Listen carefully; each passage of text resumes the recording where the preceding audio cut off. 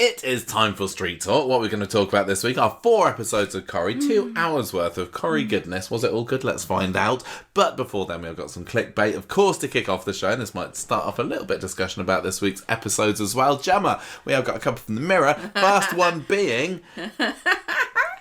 being Coronation Street star Daniel Brocklebank takes swipe at soap after being axed. I've only got this as part of the quiz because Jonathan sent it to us because we did already discuss this on ourselves, didn't we? We did have a discussion about this because we always wonder what's going to get twisted. I know.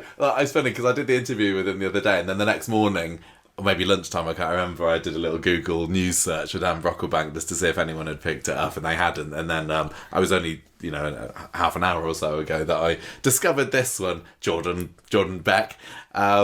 So, yes. He hasn't taken a swipe at the soap, of course. He said, what did he say? I can't he doesn't remember. miss working on the show, he misses the people. Yeah. And that's a swipe. That's not a swipe at all. It was such a lovely interview. Like, every time I do that, I'm like, no, I'm not going to allow anything that the tabloid press will turn into clickbait. But I am glad, and I told you this as well, that somebody in the comment section on the article said that's not a swipe. But hey, if it gets people listening to our interviews, thank you very, very much, Jordan and other journalists for mentioning us. I'm not very grateful. Say this is exactly what happened in this example, but I will add that often they don't write their own headlines.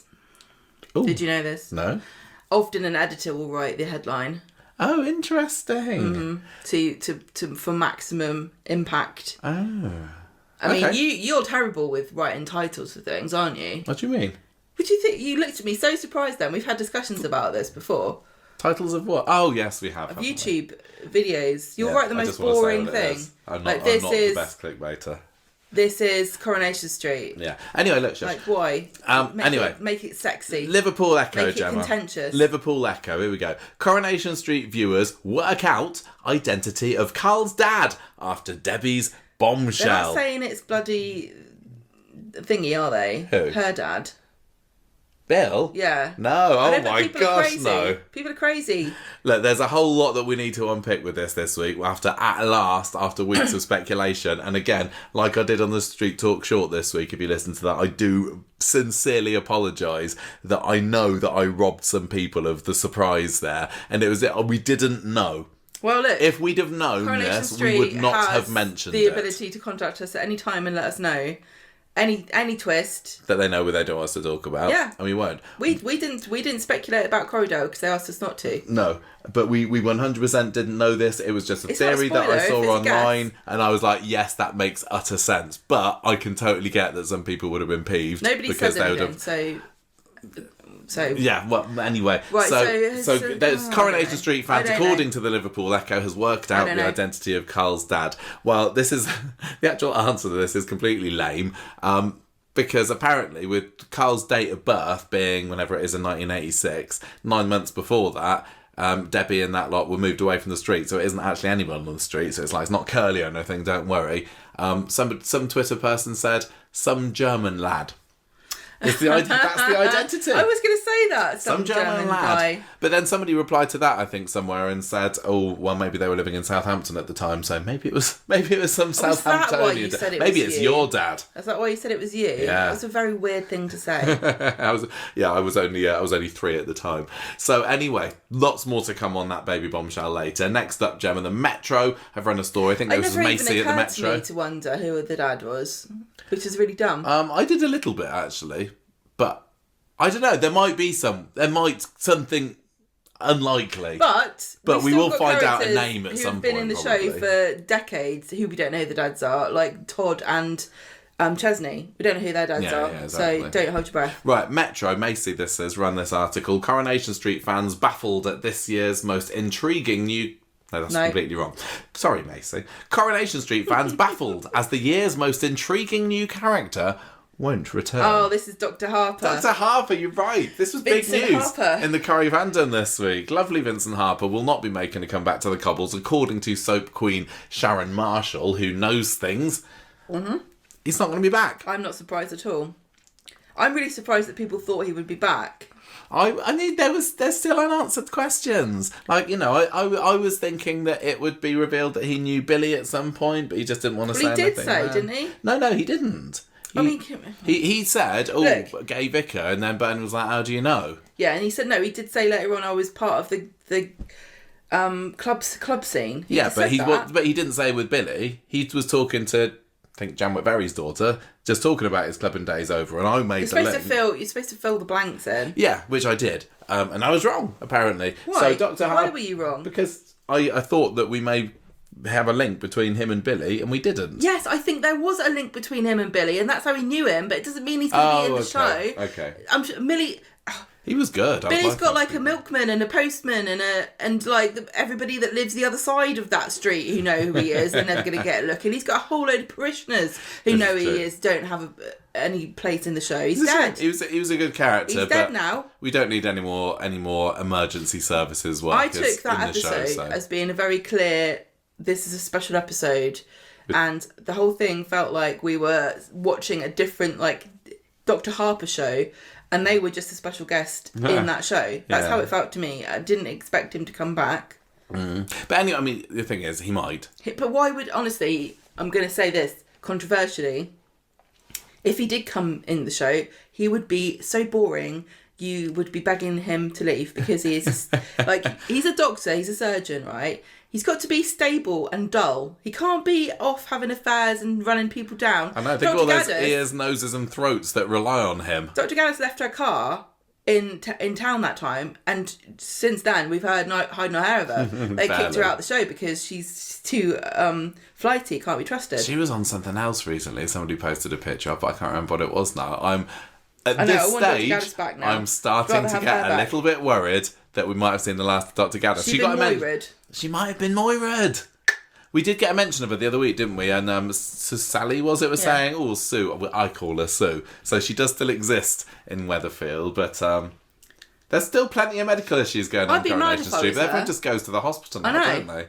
Like the whole medical centre is a bit superfluous because nobody has a little minor medical issue anymore. It's full scale.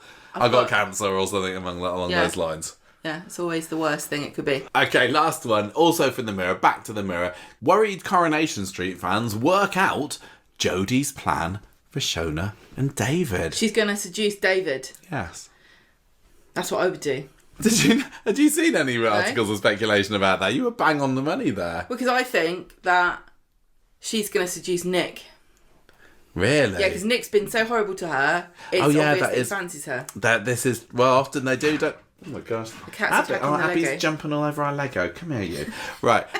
You're right. Quite often characters that are going to have a bit of a relationship have an antagonistic start. Yeah, watch out, Toya. Watch out, Toya. I think she needs to watch out, because if Jodie gets a taste of that delicious lasagna... Yes. And he has a slice of our Nick. Well, Toya turned down the proposal just last year, didn't she? I bet Jodie would like to be Mrs. Tilsley. Maybe. By the way, everybody, speaking of our Toya, have you noticed, because I'm going to say we have, but we hadn't, Currypedia pointed it out to us, have you noticed that Toya is now credited as Toya Battersby? Did we mention this last week? I don't think we did. It's official. It's definitely official now. It's not a mistake. We have double-checked. We have had confirmation from our sources at Coronation Street that yes, she is back to being a Battersby again. No idea why, but she is no longer Toya Habib. But come on, let's face it, who's called her Toya Habib? So we got D.S. Swain. She did actually, didn't she? So we've got a couple of Battersby sisters back on the show again. If only they would have some things to do together. But Leanne's leaving. Leanne is not leaving.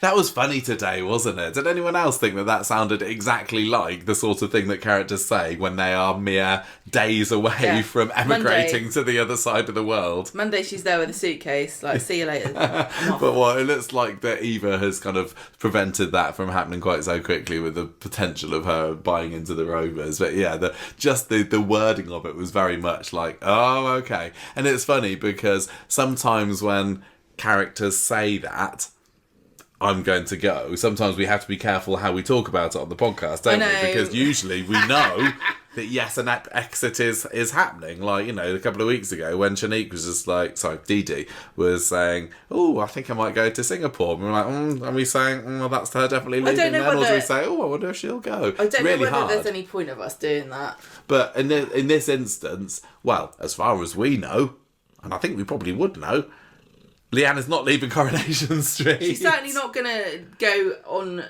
go somewhere hot with her luggage on Monday. No, so any hardcore Leanne fans, don't worry about that. When they exit like that, you get told. Yeah. It's not like a shock surprise that somebody leaves in a taxi. Although, Bobby. I know. Oh yeah, that's I know true. Nobody cares about Bobby, but it has been known for people to just slip away quietly in the night. Yeah. But I think that Leanne deserves a bit more of a fanfare than that, to be fair. Right, so what are we talking about this week, Gemma? How many storylines? 4. Just 4. Some of them are merged together a little bit. We're going to start off with the Kill Bill storyline, which is a bit annoying. What? That was last week. That was the Todd and Theo story, but that didn't get a whole lot of airing this week. But there was bits of it that merged into the Debbie. So everything related to Debbie, Billy's death, Summer, Todd, Theo, Ronnie. That's all going to be our first one, and of course the new little information that we've learned this week about Carl and his parentage. Next up, Mega's Preggers. Little chuckle from that one, says Gemma. I saw you say that already. Oh yeah, I did. I put that on the short this week, didn't I? Well, you know, that's wrote itself, that one. We had then got the Show Me the Mummy storyline. I've also put Shoujo there as a bit of a... I'm not going to say shipping name because they're sisters and that would be weird. But Shona and Jodie together sorely make Shoujo, which, as an anime aficionado, means... I'm not. Oh God! It just leave me alone. Does it mean girl? It's a genre of. It's for girls. It means girl. It's a genre. Well. Oh, there we go. So shoujo it is. And then we all got Beck behind bars. Not that she was ever, like back behind bars. Huh? Yeah, she's gone. Why are you glaring at me? Why are you giving me a bit of a Maggie Driscoll there, Gemma? Would you like to do the Debbie story? You turn the hot blanket off. Are you getting a little bit warm? Are you? The cat's sitting on me and it's hot. There you go. Electric blanket off. We're cold. We're cold and old. We like our Coronation Street unspoiled, and we like a hot blanket when we're recording the podcast in January. We're over 40 now. Come on. What's the temperature in it? The temperature in here is 13 degrees. Which is maybe that's cold. not a hot blanket weather, is it? Okay. Do you want to do? Do you reckon? 13 degrees inside is cold. Would you like to do the Debbie storyline, or would you like to do the Megan storyline? I think it's not recommended for health that you should go below 16 or 17. Oh, well, we're okay. Yeah, which one do you want to do? Do you want me to do this? Do you want to do this? You do whatever you like. I'll do this one, if you like then. So, we got Ryan on Monday telling Debbie and Carl... Sorry, telling Debbie about Carl creaming the money off this business account. And all week... Debbie has just been deflecting any kind of suspicion or criticism or undermining of any sort about Carl, hasn't she? I mean, ever since the last few weeks, really, she's like, no, nothing wrong with Carl. He doesn't do anything wrong. It's all my fault. And it's the same here. And obviously we've been saying it's because she is his mum. And this week we finally do get that confirmation. But she's like, no, Ryan... Sorry, don't be so ridiculous. My critique here is that I don't think that this is consistent behaviour. What? I don't think that she's always like this. I think they just decided that she's his mum and then they've changed her behaviour since. I do wonder... In the past, month or so. I would love to know, and if anybody knows, please feel free to tell us. When was that decision made? They're not going to tell you. It's a secret, isn't it? It's better to not know. Oh, please. It's better to not know. Maybe it is. I mean, it's tough, isn't it? Like, because Carl was brought in, when did he come in? At March sort of time? February, March? I don't know, last year. Which is a fairly long time in storyline terms, but equally not. Because when Carl came on screen, they were definitely planning this time of the year by that point, weren't they? Because they planned way in advance. Oh yeah, by the time he appeared, but when they were writing the scripts, they would have written them months before that. It's the whole how long have they known that Becky was alive kind of thing. Like from when Lisa was made a regular character, was there always the intention that Becky was alive? I'm going to say probably not. But can I just be rude here and say that I think the answer to both of these questions is going to be incriminating, and so they would not say. Fair enough. I won't tell anyone. With this one, it's how long and at what point did they say, right, so in 5 months' time, 6 months' time, 2 months' time, we're going to reveal this. We need to change Debbie's behaviour. We need to start dropping a few hints in.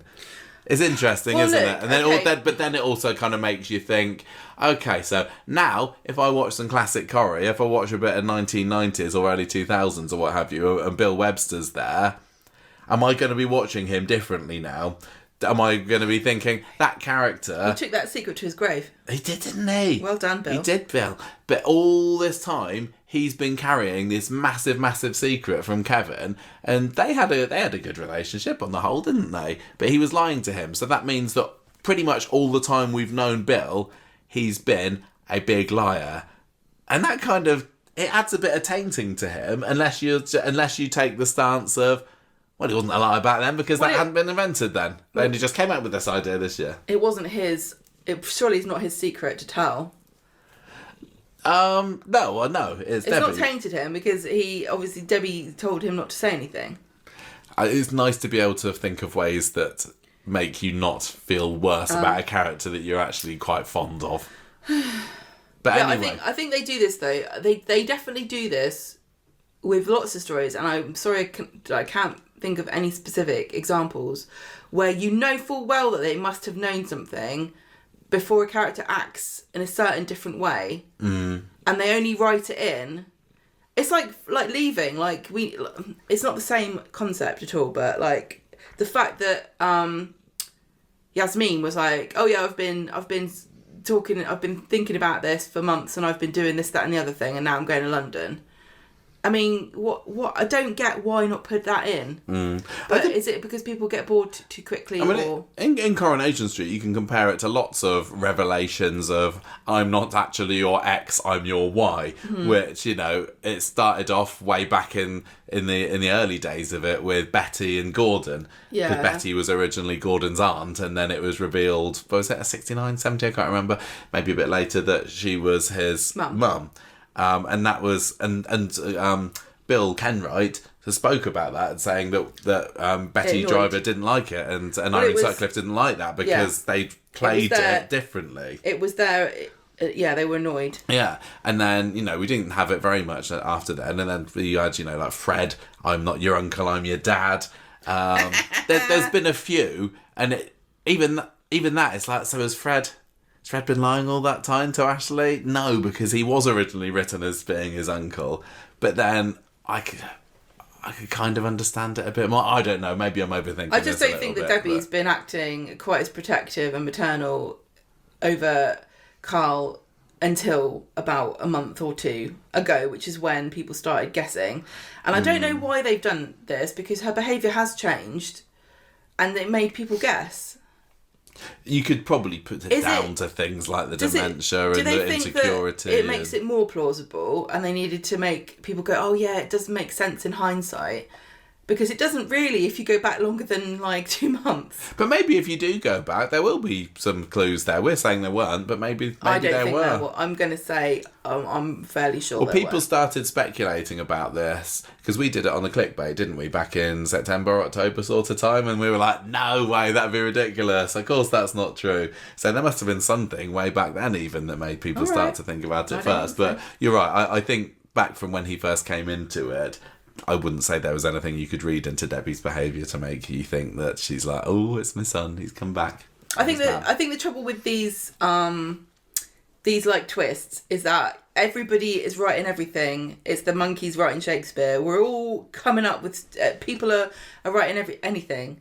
So probably there is somebody who's written that they reckon Bill Webster is Carl's dad and Debbie's his mum, and at a certain point, one of these theories is going to be true.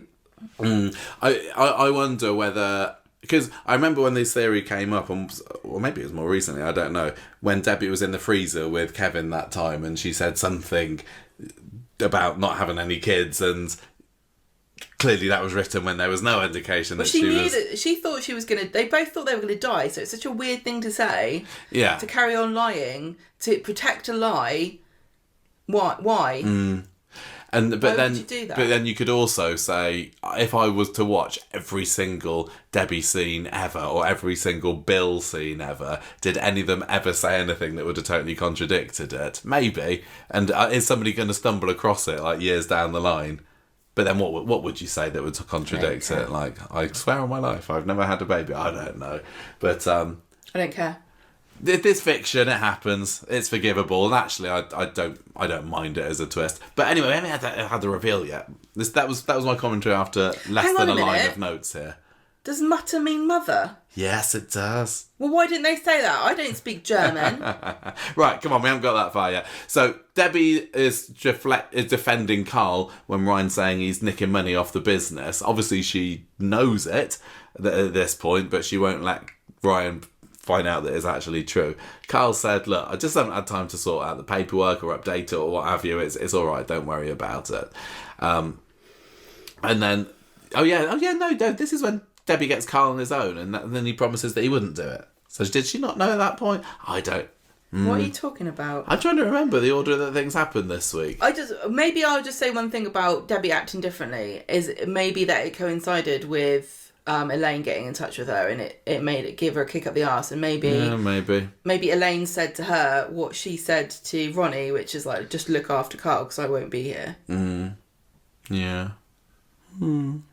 Anyway, Kevin's talking with Ryan later and says, look, you need to get Debbie on your own. I do, one of us does, me probably. Debbie turns up and Kevin says, you need to open your eyes. Carl's a liar, he's a thief, he's a sociopath. And this is when she has a bit of a screeching fit. She says, shut up. If you carry on making me choose between them, well, you won't like the outcome. So she's planting her flag on her son's turf there, and not poor Kevin's. Isn't it funny how outcome and income don't mean the opposites of each other? Very funny. Wednesday comes round. Michael goes round to check on Ronnie. Ronnie's having a bit of a tough time this week, isn't he? No one cares about Ronnie. Well, the Bailey boys do, but... Yeah, it is. It does feel very much like, they're married, they're a union now, but... I think it's all about Debbie, but maybe that granted. I think that because he's so big and strong, people think that he doesn't need looking after. Yeah. But he does. And those big arms can't heal a broken heart. Well, it's like what we said about Debbie walking down the aisle singing and making it all about her, and we were saying, it's Debbie's wedding, and also Ronnie happens to be there. I don't think he minds, though. I don't think he minds that. But yeah, I did like that Michael came round and, he said, look, I was supposed to pretend that I'm not here to see if you're all right, but are you all right? Yeah. The big concern is, how's Debbie going to plead in court, isn't he? He's worried that she's making noises like she's going to try and protect Carl here, because she's been saying, it's me that was driving. So do I plead guilty and then potentially avoid getting a custodial sentence and obviously an investigation, or do I plead not guilty and then, who knows what the outcome's going to be? Could they end up throwing the book at her? Whole story is winding me up like I can't tell you. It is me a little bit. I saw some people saying that on Emmerdale, and we've not watched any of this since, so we can't confirm or deny, but everyone's kind of accepted it was John who started the crash, who caused the crash, and he's just become the scapegoat. Well, it's not the scapegoat, because he literally did. Yeah. I suppose... So what is it? Look, Yorkshire Police and Lancashire Police are like, well, look, sorry, our people are not under your jurisdiction, Yorkshire, so you can make up whatever you like, but we're saying it was our person that started the crash and killed our person, so it just they're really not dumb. they're not saying that really completely, stupid. are they? It's being kind of twisted to fit a story that they want to happen. Yeah, what they're saying is, Michael, they don't need to twist it because they wrote the story. This is what annoys me when they do this. They wrote the story. They're not inheriting something from somebody else. It's not a concept that they were given by somebody else, or like somebody forced them to make the circumstances how they were. They're completely in control of the entire thing. They could have done anything they wanted, and they still ended up tying themselves in knots, creating a situation where what they've ended up with makes no sense. I don't think it wasn't Debbie that killed Billy. There were so many other things that happened, and there was no investigation. And I know you shouldn't care about it, but Coronation Street thinks it can pick and choose what we pay attention to. And what we brush under the carpet. No. And I don't like, I find it really annoying. It's and a bit insulting. It's annoying, but they're not saying that. What they're saying is that Debbie drove into the minibus, and that's what killed Billy. And had she not done that, he would have been alive. And the fact that she was drunk when she drove into it meant that had she not been drunk, she might not have driven into it. So yes, it was John and Becky who were the first to crash. You haven't seen anyone do any investigation. They're saying Billy would have been all right had drunk Debbie been able to brake in time. Well, then what about everybody else that was on the coach? How come they're not dead? By that logic, she should be done for attempted murder for everybody on the coach. It doesn't make any sense. He died because he got left in there. He died because Theo left him in there. Theo tied him back up again. No, I know they don't know that. Infuriating it makes sense to me. They might have found that out if they'd done any investigation. They haven't even shown them investigating. They've speed run this whole thing just to make us... Just to make this story happen, and I'm sorry, but I'm not accepting what you're saying. I'm begrudgingly accepting. It was a massively complicated car crash that involved loads of people screwing up. Carla made Billy crash in the first place. Where's that? I know. I would say. Why is the hospital where she went after everybody went to the hospital? Why have they not said anything about the only reason they put in that she had bruises on her was that we would know that she knew that she wasn't actually in the driver's seat. Yeah. But the fact that they exist is just so damning of everything else, because it's like... Well, Carl would have had bruises to show that he's in the driver's seat as well, wouldn't he? Why doesn't stupid Kevin grab his t-shirt and pull his t-shirt open and go, look at this! This is indisputable evidence. Why doesn't he go to the police and say, I think this happened, go and investigate? All you have to do is bring him in and ask him to take his clothes off. When that police lady was interviewing Debbie that time, she was like, this story doesn't add up, but I'm going to take your word for it, and I'm not going to actually investigate with my eyes anything. They went and looked at the camera on a bloody red light and went that far, but it didn't go, look, let's see. Maybe Kevin can... It's insulting. Maybe Kevin can get Abby to try and re-seduce Carl, and she can rip his shirt off. It's not impossible for them to have made a story where this Debbie covering, and she's the one who did it. They could have made that story work, but they didn't bother doing it. And I do think it's lazy and insulting. And I don't often get this mad about stuff on Corrie, but I also think that sometimes people probably think that we are like bumlick Corrie and we only ever say nice things. That's definitely not true, because we're really critical. But I'm not gonna pretend that I don't have a massive issue with this. I don't remember coming out of the tram crash going, oh, this doesn't make any sense. Why didn't that and that happen? No, you're right. They wanted there to be a Debbie miscarriage of justice. Will she not get sent down kind of story, and you're right. It doesn't completely add up. But I mean, I wonder. They've opened a can of worms by doing this crossover stuff with Emmerdale, and now you've got two realities. It's like they when they exploded together, they created two alternative universes. They're not. One where the Emmerdale people accept one thing happened, and one where the Corrie people accept something else happened. The Emmerdale people are accepting that John was the cause of the original crash. The Corrie people are accepting that Debbie, as part of the crash, was drunk and drove into Billy. I wonder, had she not been found inebriated, would none of this be happening, and she could just put it down to literally, I couldn't stop in time. I was completely alert and awake, but it was a dark country road and I smashed into it. And then would there be no kind of case to answer there? It was the drunk driving bit, and I think it was smart of them to put that in at least to give it a little bit more weight. Yeah, I get what you're saying. But you're right, it doesn't feel right to me. It just feels like they haven't... there's no crash investigation. And honestly, with how obsessed they are with police stuff, you would think that they would have had like an incident room and like diagrams and pictures of like smashed up cars and roads, and like it would have been so interesting. Why have all these police characters and not use them? Thing is, at the end of the day, we know that Debbie is not going to... And the police be the one who eventually gets the rap for this. Something's going to get found out. If they investigated. I refuse to believe this story. I think it's so silly. Well, they've just stitched themselves up. so many places they've just embellished stuff. And the thing that annoys me about this is that it comes on the heels of another complicated police storyline where they've botched that as well and just gone, oh, forget it.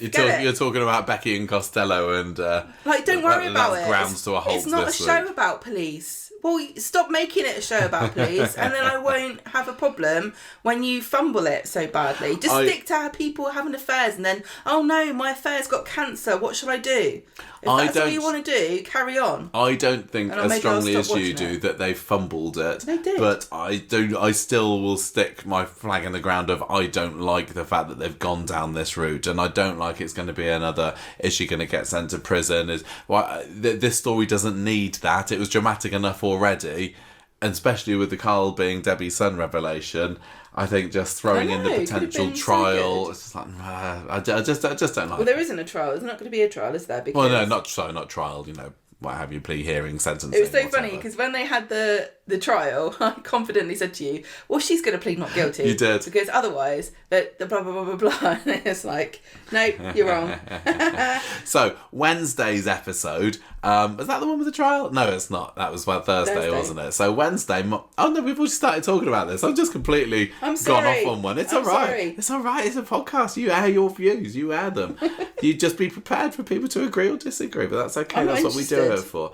Michael is there with Ronnie, and they have a manly hug. So that's okay then. Michael's just pleased to be featured in an episode for a change. I don't care if people agree or disagree with me. What I'm interested in is their opinion apart from my opinion. Do you see the difference? Yeah. If you disagree with me because you already have your opinion, fine.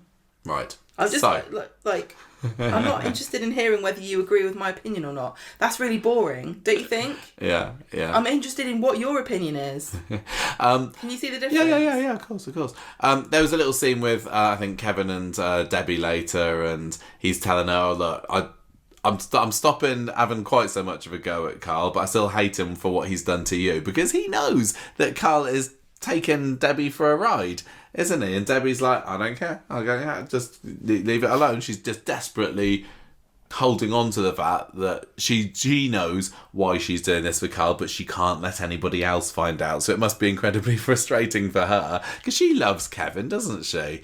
She probably desperately wants to tell him, look, Kev, the reason that I'm doing this is... I wonder what Kevin would say. He's going to find out eventually, isn't he? What's Kevin's reaction going to be? Is he going to say, oh, okay, that makes sense? Or is he going to be like, no, he's still a wrong 'un. He still slept with my wife. He's still screwing you out a load of money. He's still he's making you lie in court. Or I think he is, isn't he? Because he's not the most understanding of people. No, he's not reasonable. He's not. He's not. He's like you. Once you get an opinion in Kevin's head, he's gonna rant and bant about it until the cows come home. I'm gonna let that slide. Thanks.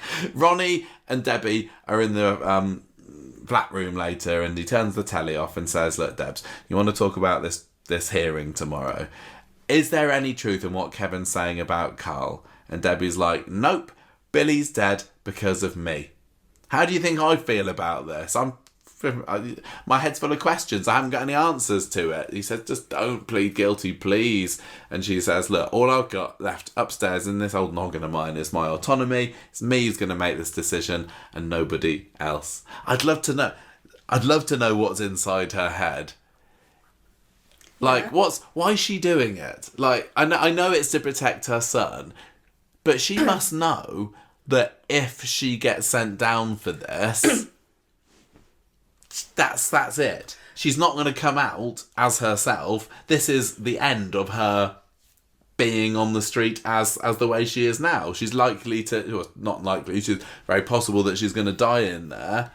Well, okay, so one thing that's not true is that it's not that she would get a different sentence from him. So it's not like she's protecting him because, I wasn't drunk, so if I... they would both have the same... They both were the same problem. It was that they were both drunk. Yeah. So that doesn't hold up. Is she kind of protecting him because he's younger and she thinks, like, my life's over, I haven't got long left anyway, so I might as well just go to prison because this show is just relentlessly miserable. It's how horrible to think about, especially coming months after the whole Weatherfield businesswomen speech, like, I'm not over yet, I'm still Debbie, I'm still here, I've still got loads more that I can do. It's kind of almost like giving up. It's also tarnishing her reputation. She's not going to win it next year, is she? Now, I mean, honestly, Nope. If you're the Weatherfield Women's Business Association, you're going to be like, now our name's dragged through the mud, there's going to be a newspaper headline going, recipient of Businesswoman of the Year, kills man in drunk crash on day of wedding. That's true. But hasn't that happened before? That poor woman who runs that business. Did somebody get the Weatherfield Samaritan or Golden Heart Award or something that turned out that he was a wrong they always Did Jeff get it? I can't remember. Well, they've stopped that now. Yeah, they haven't done that anymore. No more Women in Business Awards for Weatherfield. Because Aki's moved away, what's the point? Is it just because she feels guilty about... never being there for him? never not being a proper mum to him, and B, she didn't let him speak to Elaine just before he died, and he's clearly mega cut up about this, and she's kind of saying, fair, I did that to you, now I'm going to do this, but it doesn't balance up for me. We don't Condemning yourself to the rest of your life potentially in prison doesn't... It's a bit of an overreaction to, sorry, I didn't let you say goodbye to your mum. We don't know what Elaine said to her. She might have said, I've done this for you. I raised this boy for you. This is your favour I've done my whole life, and I never said anything. You owe me this. You got to look after him. Yeah. And maybe that is partly... It could be, but, I mean, that shows real... Does that show strength in character, or is it weakness to... Who? For Debbie. If she's saying, I will do this, I'm going to, as I say, condemn myself to a life in prison now. I mean, is it just weak that you're saying, well, I feel from my I'm not going to stand and do what I want for myself? I feel as though she is not being... she's not using her head here, because he's not he's being enabled to be destructive, and... If somebody stopped him at a certain point, he wouldn't have ended up in that car drunk. Yeah. Like, if somebody had stood up to him a bit more, if Debbie hadn't enabled him, blah, blah, blah, blah, blah. It's nobody else's fault but his. But this is fiction, This has all been made up. It doesn't really follow logic necessarily, but, you can't enable somebody's bad behaviour and then be surprised when somebody ends up dead. Yeah. And I don't think that this Billy's going to end up being... Carl's only victim. I think that somebody else is going to get seriously hurt, if not killed. Yeah, that's the question, isn't it? Like, at what point is it all going to come tumbling down for Carl? Where's her line of what she won't cover for? Because so far it's been, what other crimes are there? They're like, he's killed somebody now. I'm a little confused. Stolen money. Does she know that he stole the money? Because I thought that earlier this week she was saying you wouldn't do that, would you? But then what with Abby last week visited her? I think she must know. She can't be that stupid. She's canny. You don't become Weatherfield businesswomen or whatever it is. Women in I don't know, Northwest. Is it that she finds out about what happened with Billy? But then how would she? Theo's. Or is he going to do something? Is he going to do something? Theo's going to confess to Todd. Otherwise, this is going to drive me mad. But then again, even if Theo confessed that he let Billy die, would that really let Debbie off the hook if they thought that she caused the crash? Is it a lesser charge then? Is it like what does it mean then? How do they work out? If the police think that she was drunk driving and she caused a fire. Yeah, but she didn't though. But she did, because she drove into it. Yeah, but she didn't cause the fire. She didn't cause him to die from the fire. That was Theo. Yeah, but if she, it's tricky. It's all made up. It's all stupid. I don't have a giant book of law like Alia, so I can't tell you for sure. The thing that annoys me about this show is that you can't actually work it out from reality or logic or what would happen in real life. Be the juicy story. I'm sure there was a point at which you could have done that with this show, and I really think it's a miserable shame that they're so fast to just throw reality out the window, but they expect everything. You expect you to follow everything else like it's true. But as soon as it's inconvenient to them, they're like, no, this is boring. I don't care about the law. It's crap. Yeah, the inconsistency really annoys me, and I know that every story is like this. I know that Coronation Street's not the only one, but it just is infuriating at times because it just is. Do you think that she is going to spend any time in prison? No, she's going to get a suspended sentence. Do you reckon? Yeah. But they were saying on Thursday's episode that this mean judge is kind of gunning for a custodial. Well, then she'll get a custodial. It's made up. I don't care anymore. I'm at a stage now where I don't care about this because it's stupid and it's made up. Gemma's mad. Okay, look. She's not real. I don't care. She's fine. Thursday's episode. It's as long as Sue Devaney's alright, then I don't care what happens to Debbie at the moment. This is all just silly. What I don't like is the idea that they're kind of besmirching Debbie's character right at the end of this, of her being so bloody brilliant and having her be so stupid as to cover for a homicidal maniac and enable him to carry on hurting people because she's got this weird idea in her head that she has got to look after him after she has left him in Germany for decades and decades. I just hope that it comes out soon because you're right. This is just besmirching her character. She's letting pain and sadness and lies happen to victims. Like Summer, when Summer finds out that she lied, that's not going to make her feel better, is it? It's going to make her feel worse. Then she's going to have someone else to blame. The whole thing's going to open wounds once more. Well, she's making things really difficult for Ronnie as well, isn't she? And Kevin. Yeah, she's... And Tyrone. She's not letting Tyrone get justice. They decided not to bother with that. Was it Tyrone and Kevin going, look, let's just leave this. This storyline's boring. We're not going to bother with this. There's more exciting things happening with Carl now. She's choosing to assuage her own guilt to make life much, much worse for all the people that love her. Yeah. I choose chaos. Is what you're right. That doesn't look good for her character. That's like hurting more people. And to protect Carl, and she knows Carl has done wrong. Why are you protecting a psychopath? Because she's his mum. As we find out on Thursday, which we're going to move swiftly on to now, she's in a Jim Jams at the beginning of the episode on the sofa, looking through her memory box. Remember the memory box? It's not the last thing that we'll see. I'm sorry I'm in a bad mood. I literally don't know why. I'm not... I know, it's making good content. I'm not mad at anybody. I'm not mad at you. I'm not mad at anyone mad at Carl. But this is just getting... You know when you get to a limit of something. And I am disappointed that Corridor's come to... like a bit of a... It feels like literally it was a car smashing into polystyrene. You know what I mean? Like for all the substance that came out of it. Yeah, I can't say at this stage that there's really very much, if anything, that's come out of Corridor that's been like, oh, brilliant, I love this, where this is going now.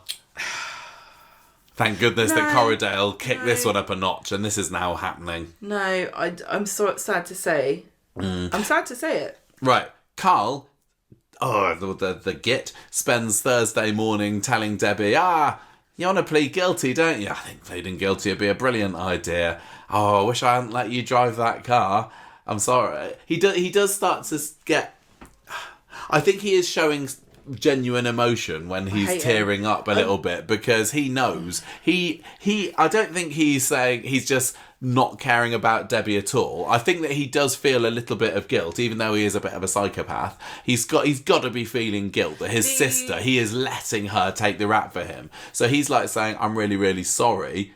But his sorry is, I'm sorry I let you drive. But really his sorry is, I'm sorry I'm lying for you. Do you think there was any element of him during this conversation that was thinking, that was kind of like testing it out, like, you know that I was dry, you know, we're both pretending, aren't we? Like, I'm just making sure you're going along. I think that with this story, I think that she thinks. I think that he thinks that she thinks she did it. Right, okay. Because he asks her, doesn't he, in the hospital, what do you remember anything? And she's like, no. So he doesn't know that. But equally, he must know. Do you think it would be more that she's got bruises that prove? No, he doesn't know that. He doesn't know that. But if he's got bruises, so the only reason that he wouldn't know that is if he also doesn't have bruises. Did he have a seatbelt on?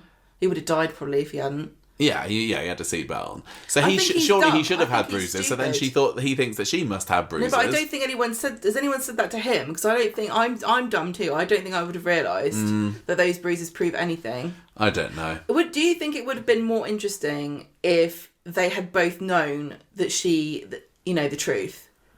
Like, would it be interesting to see Carl being like, "Why are you doing this for me?" Or do you think he would have not questioned it? Because we know why she's doing this for him. Yeah. But he hasn't got any idea. That would be interesting. Is he so narcissistic and self-centered that he wouldn't question it? Because I think that's probably the case. I wonder whether, this is what we'll see on the episode of her sentencing, whether they'll have a heart-to-heart like this. And we'll get to ask, yeah, maybe. He is such a git. He's really despicable. I don't find this set up. I'm frustrated and I find it annoying and I hate Carl, but I think this is really good drama. Yeah. I don't know if I've made that clear, that I think that this is really a really interesting storyline. I do find it frustrating when they won't just let a story be, like the dementia's, like you said, dementia's good enough. Like same thing. This kind of reminds me of Bernie going to prison when Paul. Yeah, you said that before. It feels an unnecessary embellishment when already everything is ticking along fine without it being done. But it is still good. It's still interesting.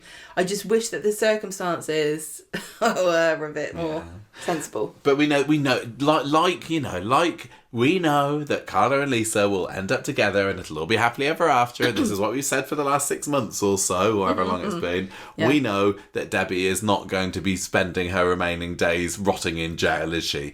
It's not going to happen, but it's still frustrating as... Maybe that's partly why it's frustrating. No, she won't. Might do. No, she won't. Maybe that's why it's frustrating, because we know that it's not going to... There's nothing to worry about for her. So does that lower the stakes? She might go to prison for a few months. But really, if you've caused death by dangerous driving, you're not going to be out in 3 months, are you? No. How long would you be in for? maybe they're going to not have... If they were sent her to prison, they wouldn't have to worry quite so much about the portrayal of her deterioration physically and mentally. That's what I'm thinking. And it's a bit of a... She'll come out and she'll be different, or they're giving her a break. Sudavani gets a break before she has her sort of swan song. Which you will need, I think. Yeah. And that's a bit like them with the Bernie thing, which they didn't end up going with, because we said that Bernie was going to go to prison and she was going to miss Paul, and then when she came out, Paul would be a different person, or he wouldn't be able to speak or what have you, but they didn't do that. She went to prison for a little bit and Paul was pretty much the same as he was before she went in when she came out. So what was the point of that? I don't know. I just don't want Debbie to go to prison. I really, really don't. Right. Although I would be really excited. I think it would be quite fun to watch her in prison, charming all the horrible criminals in there. You're right. I don't like the idea of Debbie going to prison. I don't like the idea of it being yet another wrongful imprisonment storyline following Deirdre, following Gail, following Hayley, following Sally, join the club love. But scenes of Debbie in prison being a little bit of a kingpin or something in there. It's tempting. It's tempting, it really is. What is she being charged with? Death by dangerous driving. Yeah, that's pretty bad. Go on then. You can have a maximum sentence of life imprisonment. Oh. Makes sense. It says you can... Don't drink drive. So they recently changed the law to make it more serious. And it used to be the average was prison for 5 years, and now it's gone up to 7 or more. So I wonder, she's not going to get a slap on the wrist, is she? So the only way she can get out of going to prison is if Carl admits that that he did it. And why would he do that? Not many reasons other than if this revelation, he finds out that she's his mum. But why would he suddenly become a decent human? Or unless the police pull their finger out and do a bit of proper investigating. Yeah, but you're right. Unless something can happen between now. Although, what annoys me is that even if it does come out, she's going to still be in trouble for perverting the course of justice, or she should be. Oh, but then Coronation Street doesn't care. Yeah. Yeah. Yeah. Go on. Sorry. No, I was going to say it's something's going to happen. If she's not going to go to prison, something's going to happen pretty quick. But even if she gets sent to prison. If she gets sent to prison and then the truth comes out, I'm sure she'll just come out straight away, like Roy did. Yeah. I don't know. Anyway, Through those gates. Ronnie doesn't want her to plead guilty. Carl does. Ooh, who's going to get their wishes? So we go to the plea hearing, and it's the 2020 court, the little dinky one. They didn't go to Bolton for this, just for those scenes. That's disrespectful to Billy. The charges are all read against her. How does she plead? Looks at her family. Guilty to all of them. And you were like, damn it, I predicted that she was going to plead not guilty. I was like, 100%, I would put £50 on it. I said, I think she's going to say guilty. So they go out in the corridor later. This was the corridor that you had a little sneaky look around a couple of months ago, wasn't it? Yeah. So one side of the corridor is the court, and the other side of the corridor is the hospital set. I think the reason why I said she's not going to plead guilty is because I said, if she's going to say not guilty and then they're going to investigate and they're going to work out what actually happened. But this, yeah. Otherwise, how are they going to find out? It's going to have to happen some other I'm so mad. Carl's telling Debbie, yeah, I'm obsessed, you've been so brave. Oh, that was really big of you. But Ronnie and Kevin are absolutely seething. I'm devastated for Ronnie, honestly. I really am as well. This poor man is being put through the ringer. Yeah. Yeah, it's... How much can he take? It's kind of cruel from Debbie. It is. But you know, you got your blood's thicker than water thing, and if she thinks she's protecting her son, then the son trumps the husband. I remember that. Well, thank goodness you don't have one. Does the cat trump the husband? You don't know. You've got no idea what I've been getting up to when you've been at work. Hey, maybe you don't either, and this is going to be a Debbie situation, and it'll just turn out that somebody will pop up one of these days and say, "Hey, I'm your son." It's been written into the script of your life. That you've got a secret child than I do. Because I can't be pregnant when you're at work, and then when you come home, I'm like, no. I don't really know how that could happen, but. Hey, we've seen all sorts being Coronation Street fans all these years. This show makes me question reality. Anyway, go back to the bistro. Adam's there. He was there in his wig. One of his, I'm not a barrister, but I'll wear one of these anyway, wigs during the case. They've got a basket of them by the door. Yeah, help yourself. Yeah, maybe it is. Do you want to feel important? Yeah, you go. Wear this. It's cool. Yeah. And you can have a gavel if you like, yeah, Judge. Everyone gets a gavel. Everyone gets one. Bang, bang, bang. Here you go. Debbie, take this, please. This is your gavel. So they go in there and they're saying, Adam's saying, they're really after a custodial sentence here. Maybe we can get some kind of medical thing that says you're too ill to go to prison. And they're all very stressed. And Debbie's saying, look, just do what you can. Maybe this is what will happen. But I'm sure people with dementia do get sent to prison in real life. I hate to say this, and it maybe makes me sound bad, but I don't like the idea that you can do something like this and then go, even though I'm fine now, I don't want to go to prison because I'm not going to be fine. I don't agree with that. Yeah. I think you should be discharged if it's clear that you don't know what's going on. It's like, some people will plead insanity, and this is deferred insanity, isn't it? Yeah, I know, but that's not a good plan. Carl's with Debbie at home later saying, again, yeah, you've done the right thing, you've avoided a trial, good on you, girl. And she's still worried that she's going to get sent down. How am I going to cope there? And surely she must have thought about that before she said it. Did she just take a gamble? She says, do you think she planned to say guilty all along, or do you think there was a point at which she was trying to decide? Because it did look like she was impulsive, and maybe she hasn't thought it through. The way that she's been acting since the crash makes me think that she was more erring on the side of guilty, and I'm sure that Kevin and Ronnie, tilt the balance a little bit at one point, but she was just that looking at Carl and that massive secret that she's been harbouring that's made her so guilty. And let's go back to her original desire. If it does come out that it was Carl that was driving, is it possible that Adam could get her, or the charges dropped for her perverting the course of justice, or whatever it's called? Oh, yeah. Because of her dementia. Yes, maybe. Because they did say that wouldn't be she'd justice, had... would it? That would be lying. But they did say that she had a stroke, didn't they? No, they didn't. I thought she they had did. Concussion. You made that up. Oh, okay. Maybe, though. We'll see. We've speculated enough about this. Basically, she's telling Carl, don't go back to Germany. And he's like, fine. I think the German loan sharks have definitely lost all track of me by this point. Like, what is going on there? Honestly, that's... What do we call it when we do the Bobbins Award? The Build Up to Now Award.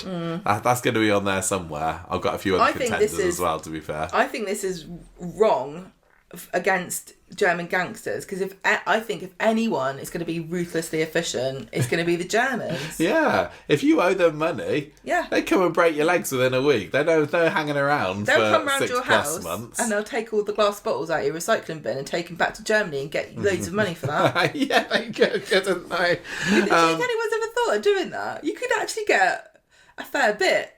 The stealing people's bottles, getting your pfennig. Bringing them back from England. Yeah. Anyway, look. You don't know what I'm talking about. I do. What's it? I'm just trying to think what it's called. Fans. That's right, yeah. Right. Final scene. Hoorah. This was sport for Gemma. As soon as she's sitting there on the box. Because you told me... On the box. You told me... Yes, I did.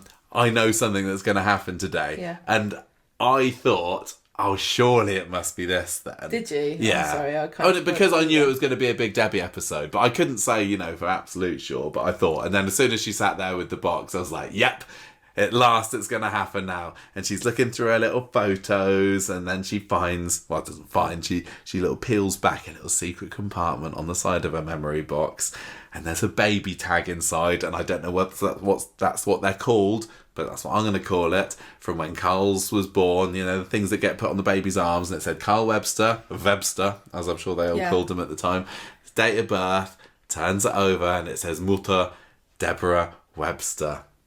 She's his mum. I like the way it was kind of like not written right, because they're like, what is this stupid name? This stupid English name? What? Well, they kind of like didn't, like if I was writing a German name, I might not write it correctly, because I don't know how it's spelled. Yeah. I'm just saying. Well, they got this absolutely right. They did. Forget it. No, that's okay. Anyway, that's the big reveal, big surprise. And I have at least seen some people on our Facebook group saying, no, I didn't know that was going to happen. Out in yourselves as non-podcast listeners now, I'm going to say. You're not even listening now, so why am I talking to you? But I'm glad that there were some people out there who were not spoiled by this, by the speculation spoiled. And it was a bit of a big shock, and I think it probably still counts as a Bayek contender for the year, because it's not something that Corrie had put out there into the ether, at least not in as many words.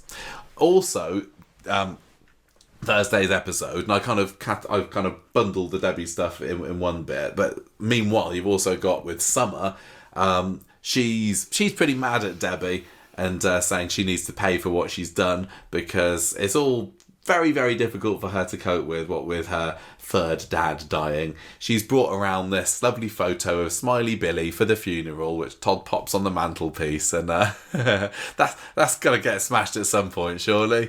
I'm surprised anyone's got a picture left of Billy. They're all littered around the outside the flat, aren't they? Or stowed in his coffin. Yeah, well, these days you can, digitally you can reproduce them. It's amazing. So it's there. I don't know. I really enjoyed when the shot of when they're both looking at the photo saying, "Oh, Billy, so sad that he's dead. He's a great bloke, isn't he?" And Theo's there in the background, just absolutely fuming that. Well, it's fuming that they're still going on about how wonderful this guy is. It's like he's getting in between them. He's the third wheel from beyond the grave. He's only more powerful in death. But he's also there saying, I don't want to be reminded about what I did, because I do genuinely feel that he is absolutely awash with guilt about this, because we know that he is a very guilt-laden chap, and he doesn't need reminding about this, because even later on when Todd's writing the eulogy, Theo doesn't want to hear it, does he? No. He's reading it, and it's eating him up inside, knowing that I killed this supposedly great bloke that Todd clearly hero worships. He should be hero worshipping me. So he says to Todd, I don't think you should be doing this now. It's obviously really difficult for yourself. You're probably just doing it because you're feeling guilty about, kind of being responsible for Billy being on that coach. But don't worry, I don't think it's your fault. But just everyone else does, Todd. And Todd says, I need to go and have a drive. Again, good on you, Todd. I don't know whether he's still planning an escape, because he had his escape bag, didn't he? He's still on the fence. He knows he's being manipulated, but he doesn't quite have the strength, because, he's just been knocked for six by this, to actually go. It doesn't feel like he's under Theo's spell anymore. No, not really. But and I don't know why he's still there. Yeah. But, we've talked and we've had emails about why people find it difficult to leave. Oh, we know. But I'm glad for him. I was really proud of him when he got up and said, I'm going out for a drive on my own. Everybody's circumstances are different. Then we have that lovely little scene, which just gave me flashbacks to Phelan when he lost it in the van that one time when Vinny nicked his money. But Todd's come back from his drive and he's sitting next to the corner shop and listen to the radio. I hear that they're the new podcasts.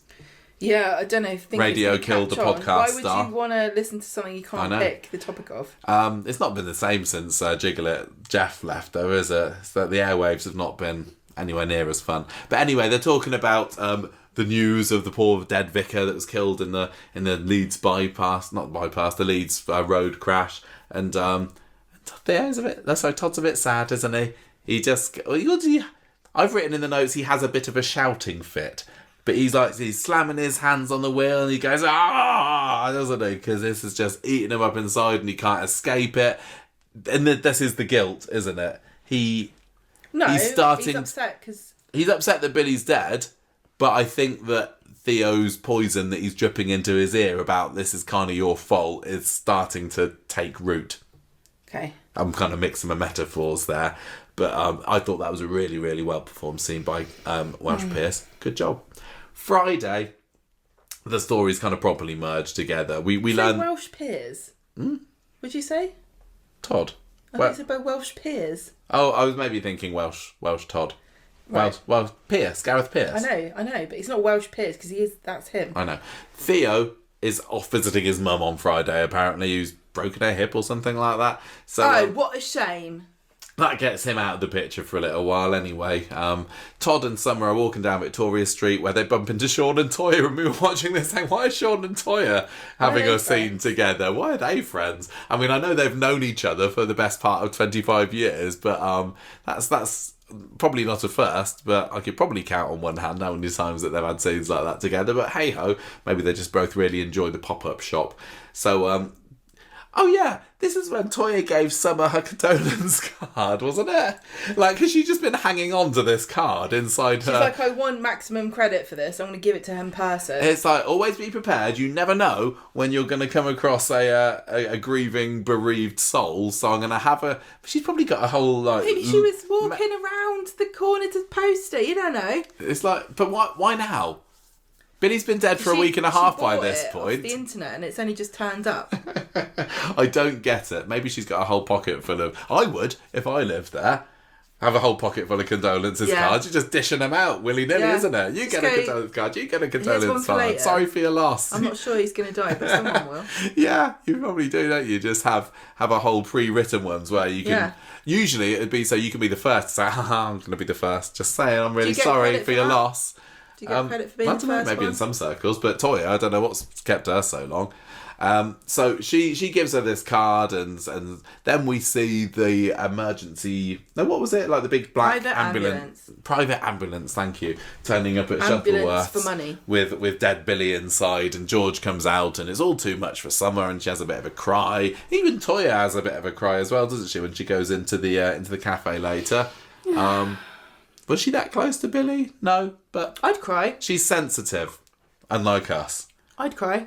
Would you? If I saw a private ambulance turn up with the body of someone, I was very upset when our neighbour died and they saw him carry him out. Oh, yeah, I suppose so. It's just me. I didn't cry there, actually. I was saying that Toya's looking at Todd and Summer going, I think that they might need some counselling. My little counselling sensor's twitching here. I could be onto something, you know. But who knows? It's just odd that she was in that story, but maybe I'm reading it more into it than there actually is. Debbie. Right. She's getting all her affairs in order today for when she's sentenced. She says to Ronnie, right, cancel the honeymoon. Look after Carl when I'm in prison. She's definitely preparing for the worst at this point, isn't she? And Ronnie's just kind of begrudgingly accepting, and then we get a few more scenes of him finding it very difficult to cope with later on, because Asher and Mary are talking about the crash later. Asher's deciding, Kel Surprise, that she is going to retrain, or she's going to go back to paramedicing school in September or something. So she's just going to be slacking it at the corner shop until then. She says she's going to do something... Oh, did she? to help people like be a patient transport. Oh, okay. So she's going to serve our community. Thank you for that. Ronnie starts getting a bit stressed, isn't he, when he hears them talking about it, and Ed steers him pubwards. Why hasn't Asher thought of the possibility that maybe the trauma of being a paramedic might be too much, but there are other ways of helping people, or also working in the medical profession where you don't necessarily have to deal with life or death situations. No, I think... there are loads of nursing jobs where you don't have trauma thrown at you. I know that it's a really hard job, and there are definitely more traumatic places to work than others, aren't there? There are definitely places you could work where you're not going to have death thrown at you every day. I think that she knows deep down that she has got the makings of a really good paramedic, and I think that her mate, whatever her name is, Sienna, thank you, has been telling her that. I think she's been getting good grades on her courses and everything, and she's just a SWAT. She is a SWAT. Okay, she's got glasses. She's but she's had a wobble. And she's been getting a bit overwhelmed. The whole thing with Naomi was difficult for her. But I think she knows that this is right for her. And I think that the crash cemented, I probably should do this. It's a calling, Gemma. It's a vocation. It's a fictional calling. And Ash is a do-gooder, isn't she? She's a lovely girl. I'm just saying, like, if you find a certain element of a profession traumatic, you could investigate to see if the other ones might not be as bad. Or see it as a challenge and rise to it. I know, but I don't want a paramedic having a panic attack when I'm having one. It's like, stop it, I'm the one I know, I suppose that is true, actually. That is going to affect your bedside manner. Are you having a bad day, are you? Are you having a bad day? Because my leg's not here anymore. Sorry if that upsets you. And look, okay, so he goes to the bistro, doesn't he, with Ed, and they just have more hugs. I was glad to see that, because Ed tells him to basically pull himself together, doesn't he? Which he does. And it was lovely having that scene of him and Debbie walking down the street at the end of the episode, like somewhat of a united front after the division that we've seen since the wedding. But then Summer comes along, because she's already labelled Debbie a stupid bitch, being a drunk driver. And then they have a bit of a confrontation in the street later, and she tears a strip off of Debbie, and Debbie's, bless her, saying, I'm really, really sorry. She didn't even do it, and she knows it. And Summer says... I know, I couldn't keep it in my head. Especially after that slap. So it slaps me, I'm slapping them back and telling them it was Carl. Although, I'm going to say... That wasn't the best soap slap I'd ever seen. That was no Sally and Natalie. That was very high-handed, wasn't it? What? It was like a swipe. It didn't look like any contact was made whatsoever. I'd like to see you do a fake slap. I would not get my head... There we go. I would not get my hand anywhere near Sue Devaney, would you? Yeah, that's true. Especially because of how wee she is. Yes, you could kill her. Although, Bibby is also a little on the petite side, isn't she? Well, I'm not going to criticise because I've never had to do it. Yeah. I always slap people for Maybe Sue Devaney was like, don't you touch me. This makeup, if it gets disturbed, you mess my hair up. Can you imagine, it being in the script where, so-and-so slaps Rita? What would you do? No. I quit. Yeah. What would you do? That's hilarious. And then Barbara Knox is there going, come on then. Come on then, what are you going to do? Script says it, love. Come on. Daniel pushes Ken down the stairs. I can't. I'll do it off screen. Not really. Yeah, no, that was not the best slap. All right. Summer walks off in tears, and Debbie tells Ronnie that Summer's right. I deserve it. But she knows she doesn't. That's so confusing. As we said earlier, I think she's just feeling mega guilt about not being the best of mums to Carl all these years, and lying to him and everybody all this time. So she's not guilty of the death, although... Yes. She might even be thinking, could I have done more to have stopped Carl driving? Yeah, because she calls his bluff, doesn't she? She gets in the car with him. She might be thinking, if I didn't get in the car with him to call his bluff, he might have just been driving her along. We wouldn't have been having that argument. if you're feeling guilty about something, you can very easily concoct reasons about why it is your fault, even if they're not the reasons that you're telling people, because a more convenient one comes along. It's interesting because she's taking all of this abuse and commentary about the crime that she didn't commit, but her beloved son did. Yeah. But she's not trying to minimise it. But in her mind, she must be... Do you think a bit of her might be going, oh, it wasn't, it was an accident. He didn't mean to do it. It's funny. It's funny that she's just taking all the abuse, but she must be thinking to herself, no, you're being unfair because it was an accident. But she's not defending it herself, but she must want to defend Carl. Yeah. By minimising it, even though obviously I wonder very naughty. I wonder whether it's going to come out at Billy's funeral, because if that's not next week, it'll be the week after. So and especially if we're saying, well, something needs to happen to stop Debbie getting sent down. Carl needs to find out something. Somebody needs to confess. I mean, if Debbie is still not in prison when Billy's funeral goes along, it's like, is she going to want to go along? Is she going to go on to say sorry? Is Summer going to have a go at her? I don't know. Maybe that's the time when the truth is revealed. But that flipping Teflon Carl, I just get the feeling that he's going to keep on deflecting this just for a little while longer. I don't know. It was really obnoxious seeing him sitting with Debbie on the sofa, like 3 times the size of her.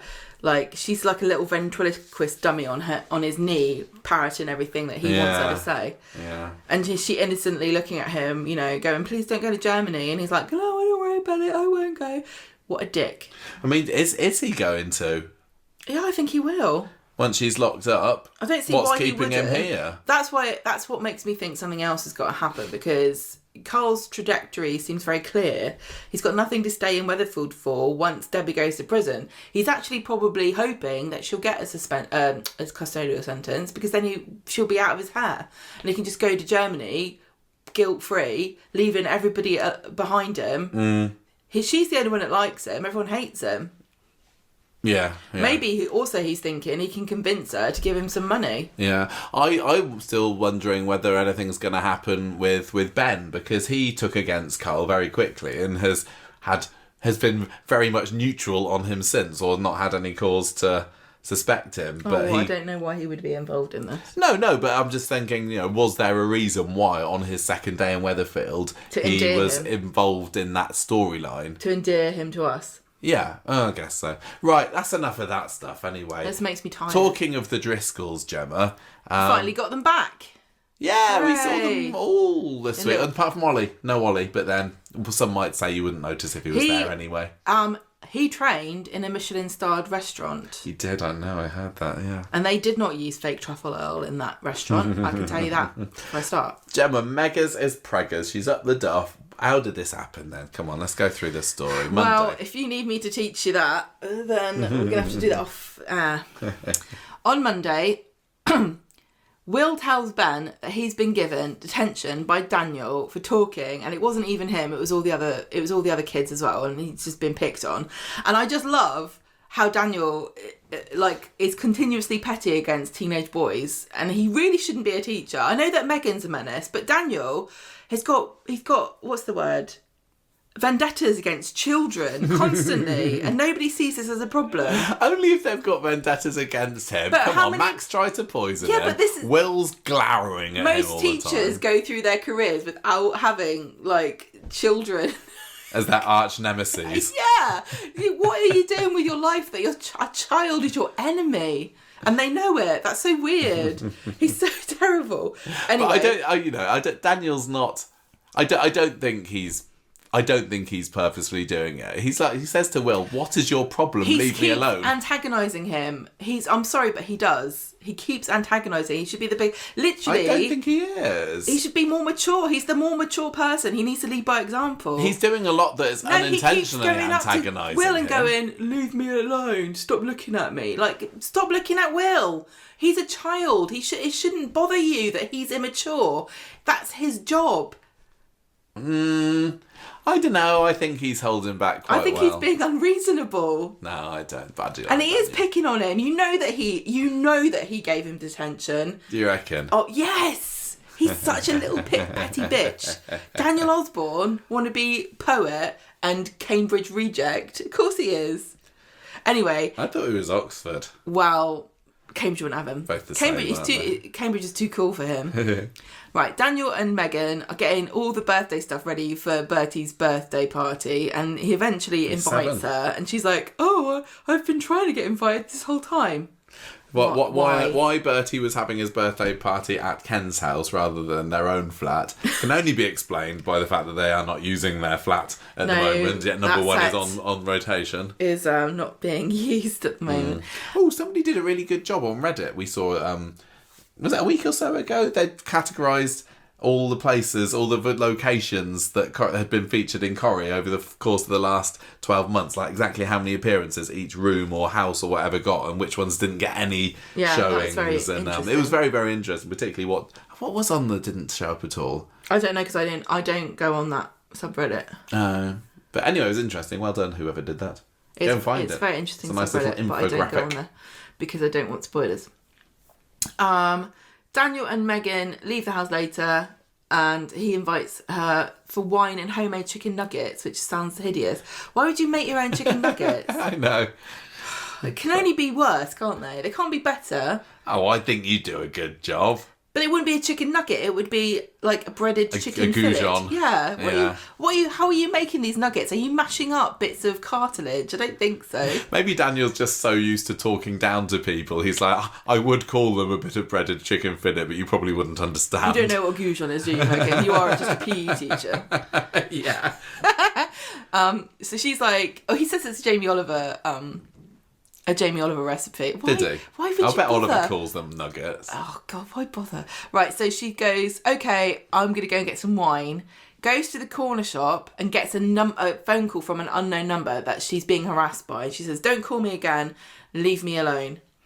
This is interesting. We don't find anything more about this. And I think everyone, including me, is assuming that it is some kind of ex-victim or parent who's like, you know, I'm not going to let this rest. I'm going to harass you. Maybe I couldn't go through proper channels, or maybe you were investigated and they chose not to pursue it. Yeah, I know what you did. This isn't the first time that Megan's done this.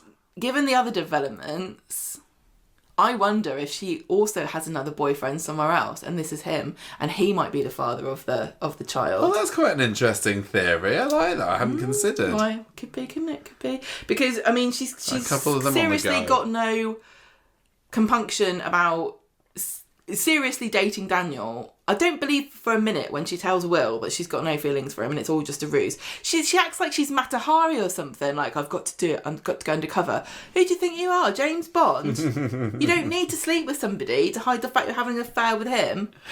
It's weird. I've just been wondering for a lot of the week, how much does she actually care for Will? She's like a weird little pervert. He's been going up to her sometimes, and she's just like, leave me alone. You're so mature, I haven't got time for this now. Like, I think she's starting to realise that going out with somebody closer to your own age is actually a bit more normal and preferable. No, I know what you're saying, but that makes it feel like she's only... I mean, she's a paedophile. She's only a paedophile because she doesn't know any better. She obviously knows. Like, she's had the opportunity... Okay, maybe put it another way. Maybe she's realising that going out with Daniel because he's a bit of a nicer bloke, and I know the guy's not perfect, than Will. No, he's horrible. Why'd you pick Daniel? I like Daniel. I would rather pick Death. Look, he was good enough for our Daisy, Gemma. All right. Well, she had her own troubles. Because, as a lady, who would you... No, I'm not going to... No, because Will is a child. Okay. But Will's just so obnoxious, isn't he? He's just like, what is there about him? What you're saying also makes it me think that you think that Will is her first... a relationship with an underage child. He could be, but this phone call... I don't know what you would call a grooming experience. I think that she's had many victims. It's interesting as well, saying that, because that's the suspicion around Trisha as well, isn't it? Trisha's with who was it, Sally, that was finding her online and saying that people saying you're disgusting? Maybe they're part of the same... Maybe Trisha's Megan's mum.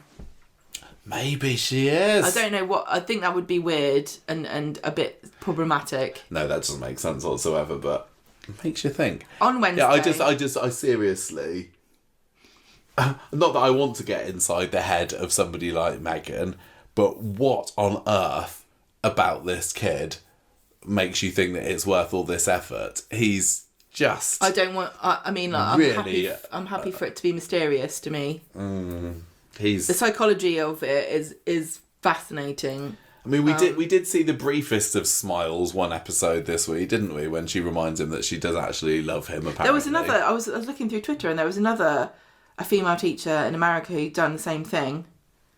It's just like, what are you mucky cow? What is wrong with you? I feel sorry for her, really. I feel sorry for her. I don't. I think she's a pig. No, I feel sorry for her that she thinks that it's all right. No. No. Let's not start down that road. No. On when I don't feel sorry for her at all. I hope that she gets her fingernails plucked out by a evil stork. On Wednesday, Meghan's got a mystery parcel. She puts it in her bag, and Ken's like, "Coming to the party. Hope it's not just me." Kirk says he's got a proper banging present.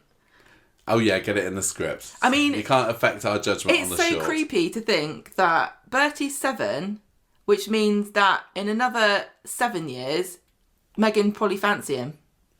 Yeah, he's halfway there, isn't he? Pervert. Wasn't it Doran who also got a drum kit for his birthday? Doran was definitely banging some drums last year. It's the hilarious present. It's all the rage in Weatherfield. Do you think Kurt just buys everyone drums? Yeah, maybe. So Will is glowering on about He's trying to form his band, isn't he? So he can go back on tour again with his Arseholes song.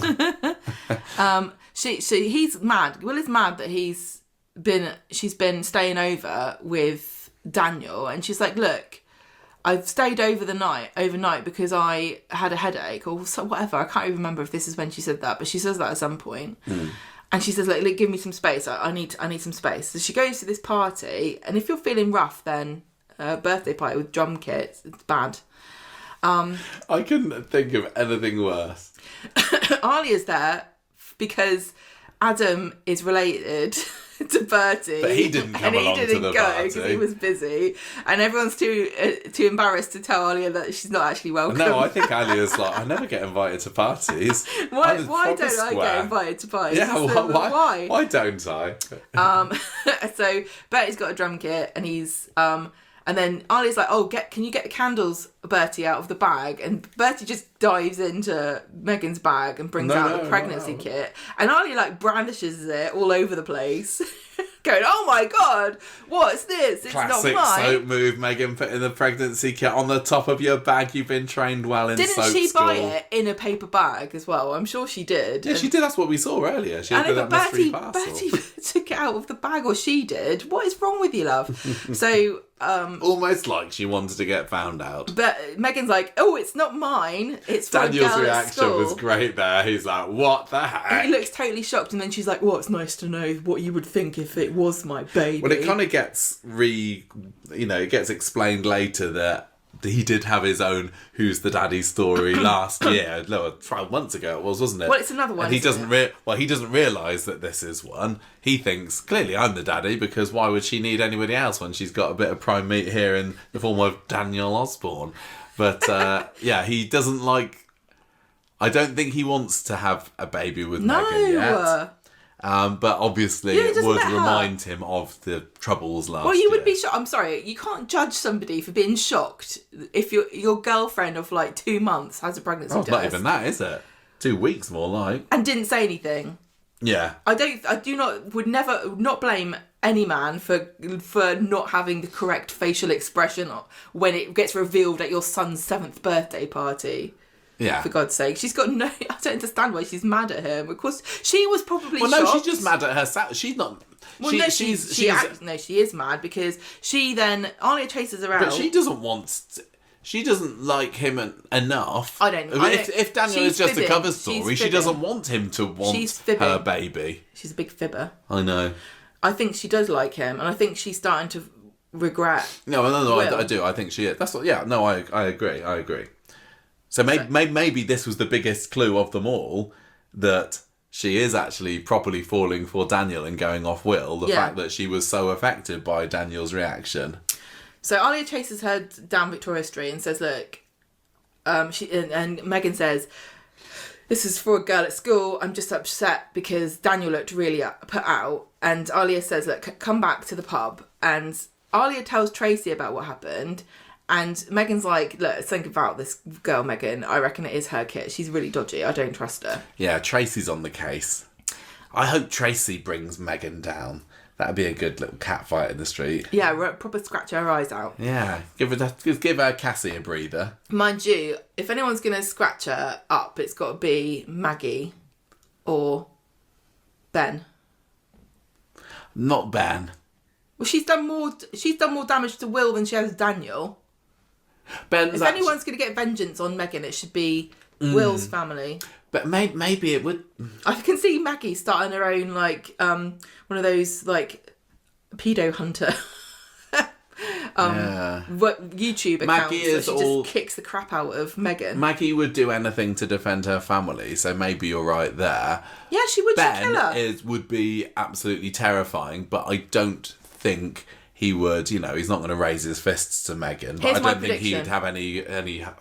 He would just cut her right after the police. Maggie is gonna murder Megan. Do you reckon? Yeah, that's my prediction. Well, there's got to be a reason why we know that she's not adverse to pushing people down the stairs. Yeah. Mind you, Daniel pushes people down the stairs. Maybe they could push each other. They could actually. They could wrestle at the top of the stairs and see who wins.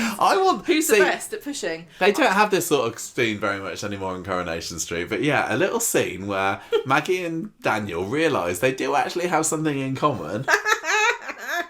But Daniel regrets pushing Ken down the stairs. I don't think that Maggie regrets pushing. No, Alan but she didn't even push him, did she? She just let him fall.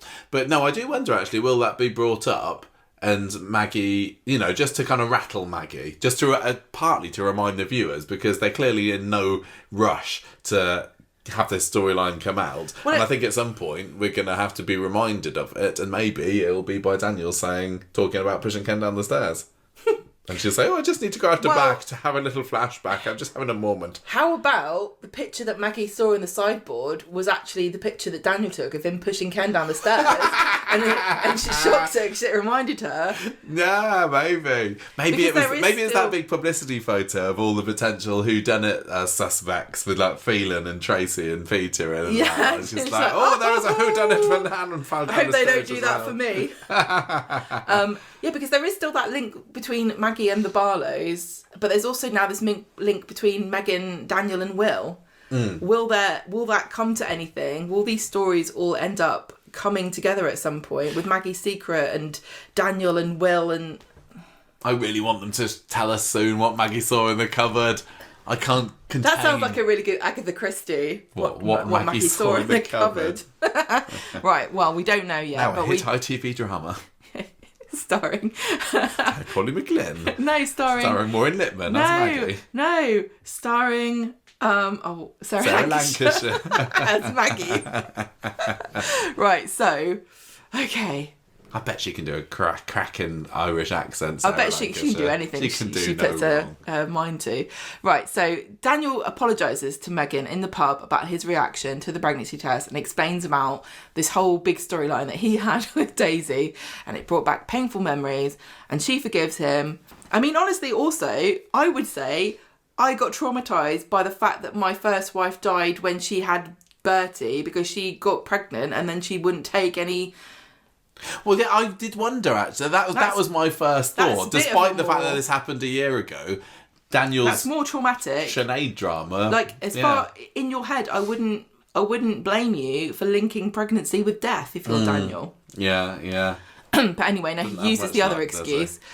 She forgives him, and then Will's glowering. It's just as she gives him a big kiss. I know this character is so hated. It seems like people online have finally started to creep out the woodwork in the last week or two and say, is it just me or is Will a massive arse? And we all know, and we all can acknowledge that he is... He's a victim. And he is being He is being manipulated. He's being abused, etc., etc., etc. But asses can still be victimised and abused. He's been turned into a monster.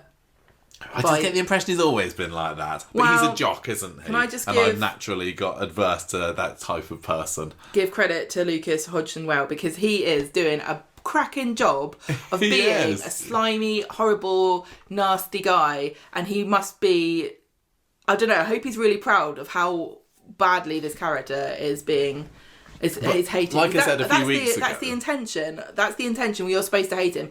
I can't really apologise for hating a character that we're clearly not supposed to like. But it's weird. Like, you wouldn't normally want to hate this person in this kind of 16-year-old victim. Yeah. So why are we supposed to hate him? Is it because he's an adversary to Daniel, who we're supposed to like? Actually, why isn't he being portrayed in a different way? Why?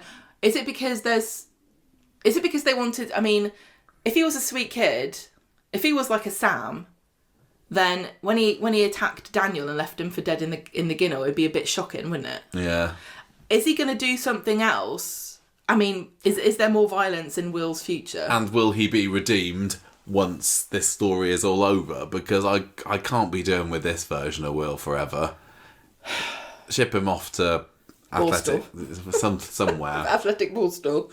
Like, yeah, seriously. I mean, it would be really nice. I can't think, honestly, that if he got redeemed. I can't think of a more obnoxious teen. Like, even the likes of Corey had a bit more of charm to them than Will does. And he kicked Seb to death. He's just so horrible, isn't he? He's just so miserable. Yeah. But he's doing a great job of it. Because I feel like he's a real person. Yeah. And I'm making excuses for him. Well, they were talking about moody teenagers today, weren't they? The characters, I can't remember who it was. It was Maggie or something. I will say, when he's given these glowering looks, you can see the pain in his eyes. Like, he looks in pain. Like, he's anguished. To be fair as well, kid. I feel really bad for him. In that Ginnell scene, when he smiled, it's like... I could just see this tiny little glimmer of there could be a nice kid in there. Yeah, it'd be lovely to see him smile. Yeah. When Megan dies, he's going to be damaged. This is the sad thing. But he's not real, and so there's hope. I don't know. It's a horrible situation for this kid. I feel. I hope the actor. What was his name? On any social media. I hope because he must be seeing Lucas Hodgson people like us saying, "Oh, isn't Will horrible?" I hope he gets.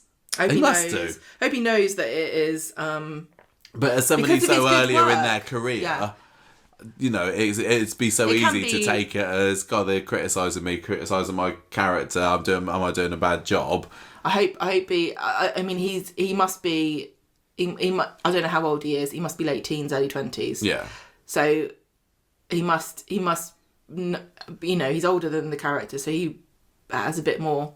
Yeah, but still, he's still young. But it's hard to see criticism at any age of your character because people can make weird assumptions about you. If you just joined Coronation Street and you're in front of 4 million people 5 times a week. And you're going to think, oh, they hate me. That must be really hard. Yeah. But, they get media trained, don't they? I really hope that they do. Yeah, of course they do. I know that, like the traitors and stuff, they have psychological welfare teams. I think that the villains of Corrie need that. I mean, we haven't even said anything about the lady who plays Megan. Yeah. Because she's doing a fantastic job. Beth Nixon. Yeah, she's good, isn't she? I still I'm not in love with this story as a whole. I still stand by what a lot of people are saying and agree with them, that the Driscolls' new family in the pub, throwing them into this kind of seedy sort of story wouldn't be my choice. But yeah, I think that they're doing the right job for what they need to do. If we have to have this story, I suppose. So, where are we then? Daniel admits to Adam about the pregnancy test thing, knocking him for 6, and Will overhears this, and Daniel's like, "What is your problem?" He can see him looking at him and glaring. Yeah. What's your problem, kid? And Will says, "You are. Just stay out of my life." This is Will discovering that there is a pregnancy kit in with Megan's name on it. Yes. But again, Daniel did not need to antagonise Will by going, "What's your problem?" He's a child, and you're not his teacher in a pub. And he shouldn't be behind the bar. That's my other thing. Oh, he lives there. It's his house. He shouldn't be behind the bar. I know that Maggie's mental, but Ben surely has got a bit of common sense. Like, you can't have your child standing behind the bar glowering at people all day long. That's all he seems to do. That's Maggie's job, isn't it? Well, yeah, that's what I mean. Like, why is he there? Why is he there? Anyway, on Thursday, it opens with Gary getting to admire some beautiful artwork. You know, I'm not going to give him Character of the Week this week, but I did appreciate Mikey North's performance. Just to know those little subtle, yeah. He doesn't get much to do these days. That was some quality Willie admiring. We'll move over Banksy. There is a new graffiti artist in town, and it is Will. And Will's Willie is being admired on the side of Ken's car. Daniel, he's drawn hairs and everything. I know, he's gone to, you know. Gary thinks it's hilarious. Has he drawn anything spurting out of it or anything? Leave it to your own imagination. Maybe he got disturbed. So maybe he ran out of car. Maybe. I don't know. If it was a big American one, he could have. Yeah, no, I don't agree with those cars on the road. I think we should all be driving Nissan Micras. So Will's in the pub later, and Ben's... Are you really not allowed to show? I know, I can't. Before the watershed. Because I'm sure... A crudely jawed penis. Crudely jawed. Crudely drawn. Drawn, yes. Yeah. I mean, you go... How close? How badly a drawing? How bad a depiction... Are you allowed to get away with it being? If it doesn't really look like it, can you show it? Because on the news, I'm sure, if they're like interviewing people on the street, they don't vet the graffiti. Yeah. I bet there's been loads of willies on the 6 o'clock news. Yeah, even on the BBC. And so Michelangelo with his willy out, that's fine, is it? But if a young man wants to express his discontent in the north of England, is he going to be silenced and... By Coronation Street of all people? It's art. It's art, isn't it? It is art. It's expression. And he was expressing what a Willie he thinks that Daniel is. And honestly, in this country, is it not an expression of our culture and heritage? I mean, people in this country have been carving giant cocks on the side of hills for centuries. Yes. It's part of our heritage. Oh, yeah, that's very true. I'm not going to have this be denied. Anyway, it turns out that it's not even Daniel's car as it is Ken's. I say and I think that it is quite apt that Ken has one. You know, he's the cruiser of Weatherfield, isn't he? He's like, I remember those days. I say free, he probably used to drive... free Willie is what I say. He used to probably drive around with one that he drew himself on there, going, "Hey ladies, just cruising around Weatherfield, picking you up. You want to see more of this? Get in the other side." I was. But Ken didn't need that, did he? Well, it worked on me back in the day. What? When you picked me up in your car. I thought you were saying you're another one of Ken's conquests. Unknown. Right, so Will's in the pub later. Ben is mad at him because he's been suspended from school because they literally found the spray can in his locker and the paint on his hands. Rookie mistake, Will. Why did he take it to school for? Is he like, there's still some left in it? Throw it away. I'm going to come back and draw a bum on the other side later. Maybe, if I'm feeling fruity, I might put nipples on it and turn into boobs. Yeah, I'll start off with a couple of bumps and I'll see where the mood takes me.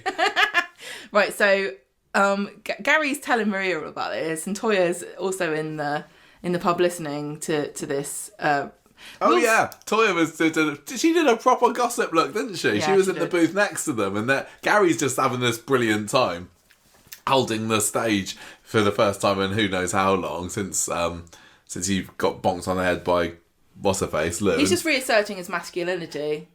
Maybe it was him that drew it. I mean, maybe Will's. I know what a Willie looks like. I've got one. I'm a man. I don't get hit on the head by a woman. With hairy balls. Yeah, you're going to let Will take the fall for this. No, Toya's there just turning round in the booth going, "Ooh." Oh, a Willie on a car. That was a proper soap lean that Toya did. Well done, girl. Well, Maggie takes Will's side because he's got athletics championships. Publicly, she does, yeah. But then Will admits to her privately, that it was actually him, but Daniel deserved it. And Maggie's like, you've got to stop doing this. You're going to get in so much trouble if people find out you attacked him at Christmas. You need to be sweetness and light, okay? So Ben comes up to Daniel, Kent and Rita, who were in the cafe, and tells them that Will didn't do it. And Daniel says he did do it. They found the paint on his hands. And Ben's begging him. Caught red-handed. Was it red? What colour? We don't know what colour. In my mind, it was a red one. But what colour's the car? I don't remember. I want to know how far his artistic expression, like, did he think about contrasting colours? Can you imagine how mad you'd be if you bought a black spray paint and then you got out of the car and it's black? How he? Yeah. He's not even going He'd to know. do it over the windscreen. It's all right. Oh, that's a good idea. Have you ever spray painted anything? I've spray painted a candlestick. Tasteful gold. Yeah, I did. Maybe it's a gold wheel or a gold member. Oh, yeah. No, that's classy, that is. I can't That's do that beautiful. accent, but I would. Well, no, let's not even try. That was the terrible film, Gold Member. Yeah, Abby hated it. Right, so Daniel stands his ground, and also it's not his decision. He didn't, suspend this kid. It was Mrs. Crawshaw. Ben goes... The way Ben talks to him, he's like assuming that Daniel runs the school now, doesn't he? Well, He's only been working there for 4 months. I know. Daniel stands his ground, and then Ben goes, and Megan says, look, can you please just ask Orla, Mrs. Crawshaw, on first I name just basis, writ Orla. No, she doesn't say that. That was if me. Will can take part in the tournament, because him not being there could affect my standing as a coach, actually. Like, well, no. I don't know what happens in the end. He does. He gets allowed in. He gets what? He gets allowed to do the tournament. That's not right. I know. It's clearly not right. The Tri-Wizard tournament. So Will meets Megan in the Ginnell, and he's mad for sleeping with Daniel, which she clearly has, if she thought the baby could be hers. And she says, look... Oh, yeah, I forgot. Yeah. Because when he glowers, my initial reaction is he's just mad because there's this pregnancy test that's involved, but obviously the main problem that he has is, hang on a minute, you promised me that you'd stay chaste and that I was the only man for you. Mm-hmm. But no. She says, I don't like doing it, but I had to. It's because I'm a spy. I imagine it's you. That was so gross. That was really disgusting. I love you. And he smiles and says he loves her too. And then she says that Daniel's going to have a word with Mrs. Crawshaw, and then he gets out of it. And then Megan books a termination. Will kind of being accepting of it in a way, just because she said that she loved him.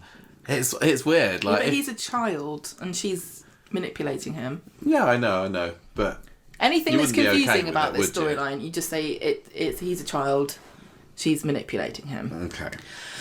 On Friday, for some reason, they have this scene where Megan looks at Eva's phone and we find out she's got 12,000 photos, which I don't think is that odd.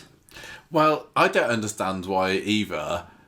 she's old, because we are old, and she's the same age as us-ish, isn't she? But why hasn't she got it hooked up to the cloud if she's got that many? Well, why did she ask Megan? You don't have 12,000 photos on your phone, because you've got it linked to Apple iCloud, or what have you, haven't you? Millions of photos. How do I find out how many photos I've got? I would have thought that... I don't think that many people... Because the other thing Eva says was, don't delete the music, I need that. Now, I've got loads of music on my phone, but I think that's, again, just a bit of an old... I just stream music. Everybody streams music. I have got lots of music stored on my phone because that's just what I did before streaming was a thing, and I just never took it off. Okay, Michael, guess how many photos and songs I have on my phone. On your phone, on right now? On my phone, yeah. How many photos? How many songs? I don't know now. I don't think you've got many songs because I think you stream a lot of it. How many songs do you think I've got? 500. How many photos do you think I've got? Whenever I go to your phone to look at a photo, I always have to download it off the cloud. I'm telling you what it tells me. I'm just going to say 500 for each. I've got, on my phone, this is what it tells me, 37 songs. 37 songs? And for photos, I've got 85,913. Oh, crikey. So I've got a few on there. How'd you find that out? I want to know how many I've got. On about. General. Sorry, I know listeners, you are desperate to find out now how many I've got. How many songs do I have on my phone? 300. More. 500. More. 600. I've got 1,852 songs on my they're phone at the all moment. by the same 3 people. Yeah, pretty much. How many photos have I got? I think you've got 10,000. 4,022. Wow. I have to delete them every now and then because I know you shouldn't. You should sort your storage it's all out. downloaded up. It's all uploaded to Google Photos. Anyway, what are we talking about? Yeah, Eva's doing that. So it's weird. It's just so that they can have a conversation about phones. No, it wasn't. For what purpose? I thought She gets a message from... While Megan's looking at Eva's phone, Eva gets a message from Ben, which is Will's baby photo, and it makes Megan uncomfortable because not only is she sleeping with a child, but she also may be having a child. So there's a double with whammy that there. child, yeah. Then that wasn't very long ago, was it? That was 10 years ago. Leanne decides it's open season for looking at everybody's phones and spies that Megan has got a message from the Weatherfield Reproduction Services, and she's got an appointment at 2. So she goes off. She gets really awkward. They're talking about Billy's death and how precious life is, and she gets awkward about it. Yeah, Megan does because she's about to end. For whatever reason, Daniel asks Megan to take Bertie to school. Which she kind of has to. She gave a reason, but I don't they remember walk what it was. past Will, and he goes, "Oh, looking after your boyfriend's kid, is it?" Like, anytime a woman on almost any programme, not just Coronation Street, is thinking about an abortion or a termination, hundreds of people crawl out of the woodwork to talk about motherhood and babies and children and life precious? You could be a mum one day. You'd be a great mum. Here's a baby. Look at this baby. I love babies. Do you love babies? You would never hurt a baby. Don't work on Megan today, does it? Well, she feels guilty about it. Still does it though. Yeah, well, she's as she should if she wants to. So Leanne and Eva find her crying on Martin's bench, and she won't say what's up. Then Leanne is like, well, just to say, I did spy on your phone, and I saw that you've got an appointment at a certain place. She asks her, are you pregnant? And Megan nods and says she's going to go and get an abortion. So they decide that it's not a good place to talk about that. They go back to the Rovers, which is weird because normally people would have these conversations just in the middle of the street. They go back to the Rovers, and she says... It's really hard and difficult because although I don't want this baby now, I have polycystic ovaries and it is very difficult for me to conceive naturally, I've been told. So this might be my only chance to have a baby. I've not actually... What is polycystic ovaries? Oh, sorry, I thought you knew. I thought you knew about it. I did look this up, but I'm not... I got a bit confused because... a scientist. I thought that was what Violet had in Corrie back then, but I don't think she did. I think she just had an ectopic pregnancy, but maybe she did. So, reading off of Google, because I don't want to get this wrong and make stuff up, it is where you have underdeveloped follicles which fail to release eggs, which can lead to irregular ovulation. And I always heard it being referred to as polycystic ovary syndrome, but that is... the hormonal disorder, I believe, that may be caused by having polycystic ovaries, but I don't. I did a little Google search earlier of polycystic ovaries Coronation Street when I was trying to find out if anyone else had it before, and I found a Reddit post from 12 months ago saying, "Oh, wouldn't it be interesting if somebody had this syndrome, because I've got that?" And then the top reply was, "No, I think it'd be really boring, and I've got it too." It's just yet another... Oh, you've been on the street for a couple of months now. Sorry, I have to tell you that now you've got to reveal what your medical condition is, because obviously you're not allowed to stay on this programme for more than a week or two without having something horribly wrong with you. Leanne makes this all about herself. Oh, I thought that was a nice natural link. Felt bad for Leanne, getting a bit of an Ollie flashback. Well, she says, I was told I couldn't have children, but Oliver came along and he's gone now. Miracle and he was baby. my miracle baby. And that was really crying. Nicely delivered bit. And they think that she should probably tell Daniel because they assume, and they say, oh, is it Daniel's? And she's like, oh, there's no one else. But I can tell he doesn't want it. I've made up my mind. It doesn't mean you could never have children. It's just varying degrees of difficulty, and you might need help. I'm thinking she's probably going to be off the programme before the chance comes again. Yeah. So she says, I've made up my mind. So Leanne then turns up at the appointment to be with Megan, which is really weird. What is Leanne going to think about this character once it all comes out? hopefully disgusted by her. No, I and know, the fact that she got so close to her. Of course he will. That What was do you it's mean? kind of like a hypothetical question. Like she's going to be like, oh, so the one time I'm nice to somebody, bites me on the That arse. taught me a lesson. Yeah, Didn't it? everyone else can go hang. I don't care about anybody anymore. So so she's like, Leanne really is latching onto this because of Oliver and her memories of not being told she can have a kid, then having a kid anyway, and she kind of feels as though she needs to make sure that Megan doesn't ever make a mistake in having a termination that she will later regret. I think if there's any woman on Coronation Street that thinks that they can't have children, and I don't know why Toya hasn't tried this, to be honest, just a night in the sack with Steve McDonald to sort you right out. Yeah. I mean, I don't He know should what set up his own sperm bank, shouldn't he? I don't know what the right thing to do in this situation is, but I can't help but think that if you were ever going to regret having a termination, it might be brought on by somebody telling you that you're going to regret it. Yeah. I don't know that it's particularly useful for somebody you don't know turning up to tell you not to do it or to think harder about it. But Leanne thinks she's doing the right thing and her heart's in the right place, so Exactly. Megan carries on with it. Leanne goes back to the pub and tells Eva this has really made her think about Oliver and like, what's she doing with it? What am I doing with my life? Why am I still here? Why am I running a curry house? Why am I in Weatherfield? I hate it. It is odd that she's running Speed Dial. How many times have we actually seen her in it? Like 3, 4? Well, she goes, I need to get away. I'm going to sell Speed Dial. I'm going to start again somewhere hot. Then Maggie comes in and moans at Eva, and Eva says, "You should buy Maggie out and own the pub with me." Yeah, didn't she say something about, Maggie's always moaning about this place and she's not really into having it? I didn't really get that idea of impression from her. I thought that she was quite proud of having the Rovers. I think Maggie likes moaning. So Will comes out. I would go for an idea of Eva and Leanne teaming up together. No, I don't like that idea because I don't want Toya to be left out. She can join in too. No, They're friends now. I think that, we had the triumvirate of Dougie and Mike and Fred, and I think, why not the Battersby sisters? Maybe this is all what it's working towards. I know Toya's already had a crack at it and it didn't work too well, but maybe it was just because it was Peter that was her right-hand man and not her sisters. Don't go much on it, to be honest with you. So... No, give the Driscolls a chance. Eva, Will comes out and asks about Megan, and Eva says, look, I think she's not doing very well.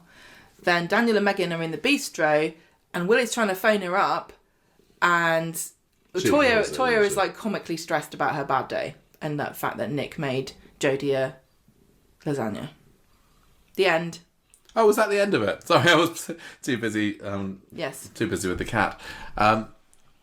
This story was all right this week.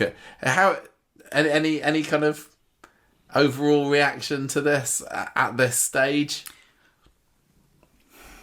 I still think that the Driscolls are feeling a little bit new. I think I just stand by what I said earlier, that it's a bit of a grubby storyline to get into straight away. I don't like that Megan is like the only representation of women living with polycystic ovaries on Coronation Street. I think it's a bit crap for people who are going through that. I think it was just chucked in to give her a reason to cry. But I don't think it's going to come to anything. The embellishment is starting to get a bit obnoxious because I do think that you don't need to have to throw something else on the top to have somebody be upset about having a termination. Totally not. Was it just a 30-second raising awareness of something? Just tick a box. I don't like it. I think that somebody else could have had that story if they want to make it one or give it. I also don't know that I would tell women I don't know this. I know that some women are very open about stuff. Well, Megan knows Eva well enough by this point, doesn't she? I don't think I would tell a random... no, she is random. But she was in she was in an emotional state. And I think that sometimes when you're very upset, you might just blurt things out through the tears. I'm a very private person. I wouldn't tell this to anybody. Okay. Right. Shona story, Gemma. Shona and Jonah. Joni, Jodie, Shoujo. What's been going on with the Platts? I will tell you.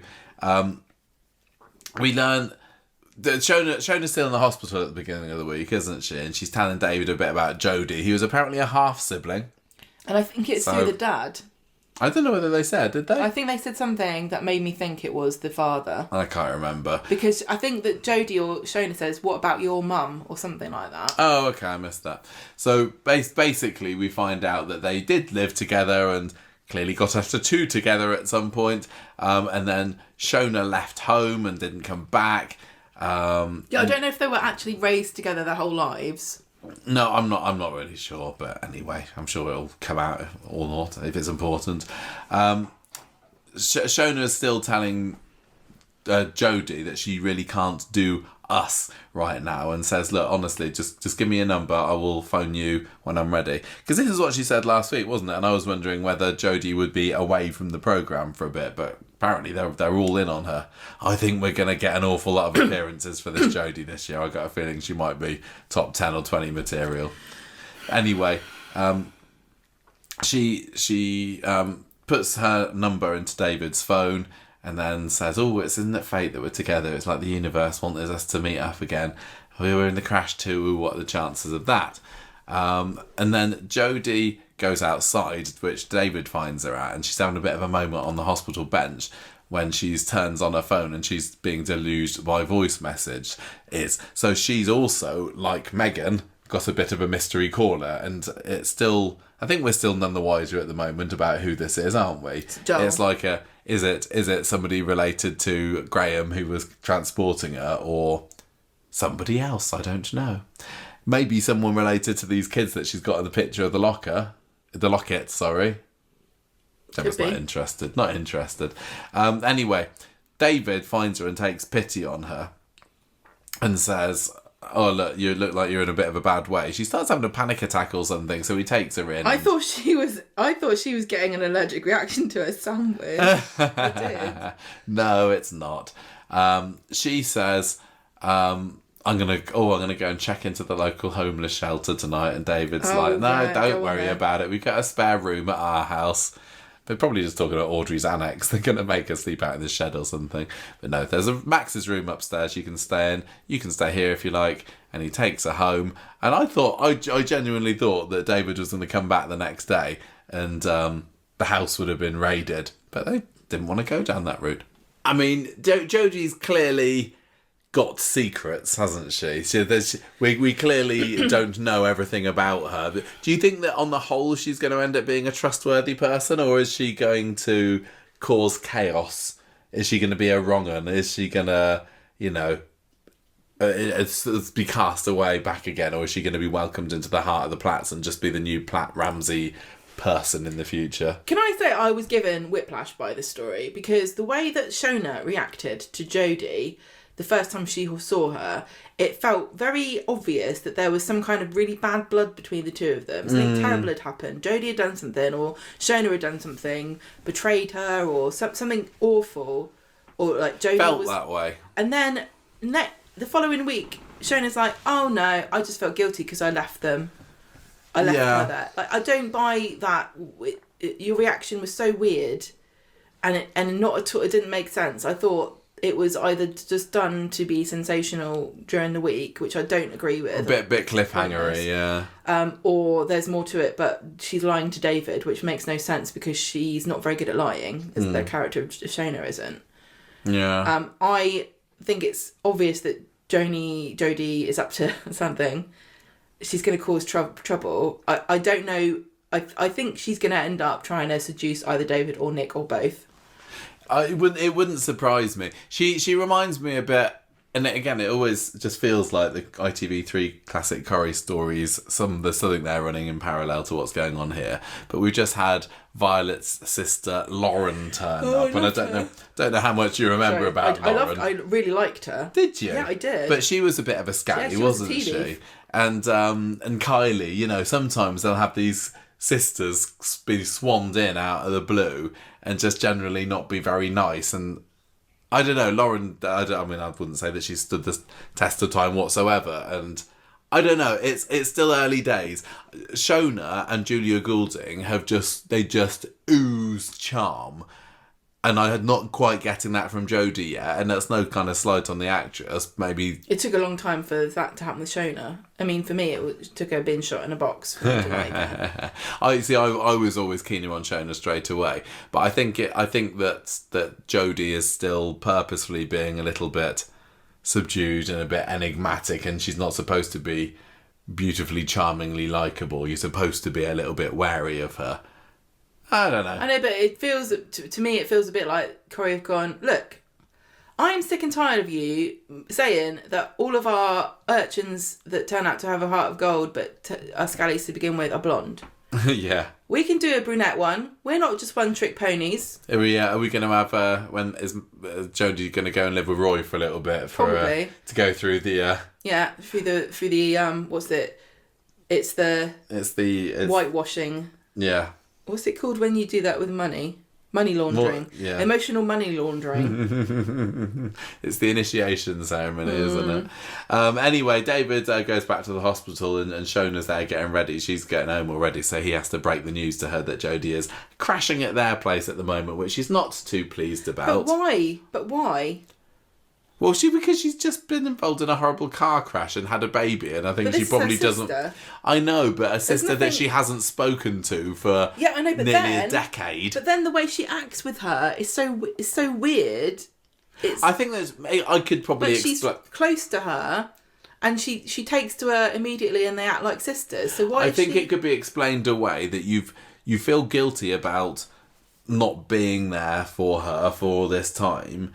And maybe there was, maybe they last had an argument the last time they saw each other or something. But actually, when you get to know them again, you kind of think, put them on a bit of a rose-tinted glasses and say, oh, this is just a bit like old times. Do you think that maybe Jodie, maybe there was more to it, and Shona now thinks that Jodie's forgiven her, but really, she's holding a grudge still, and it's all going to come out. She could be. That's not a bad call, actually. I wonder whether could they have done it where Shona completely didn't recognise Jodie as part of her brain thing. Like, she's got most of her memories back from the past. But just not you. Just not the fact that she had a sister, yeah. Anyway, Nick turns up, and this is an interesting little series of scenes, wasn't it? This is why I think that Nick versus Jodie together. So he comes around the house and he's like, who are you? And she's like, who are you? And they end up having a bit of an arms fold off, don't they? And Nick just being utterly petulant, and Nick's not using his any logic whatsoever to accuse a woman of breaking into someone else's house and then putting on a dressing gown. yeah. But that was quite funny. As much as I would welcome anybody coming in between Nick and Toya and splitting them up, I don't know. You know what? I like them together. I don't know whether that's going to happen. But she definitely seemed to be making eyes at David today when she was warming up his veggie lasagna, which she was claiming to have cooked herself. I know that she's a wrong. And who would take credit for a vegetable lasagna?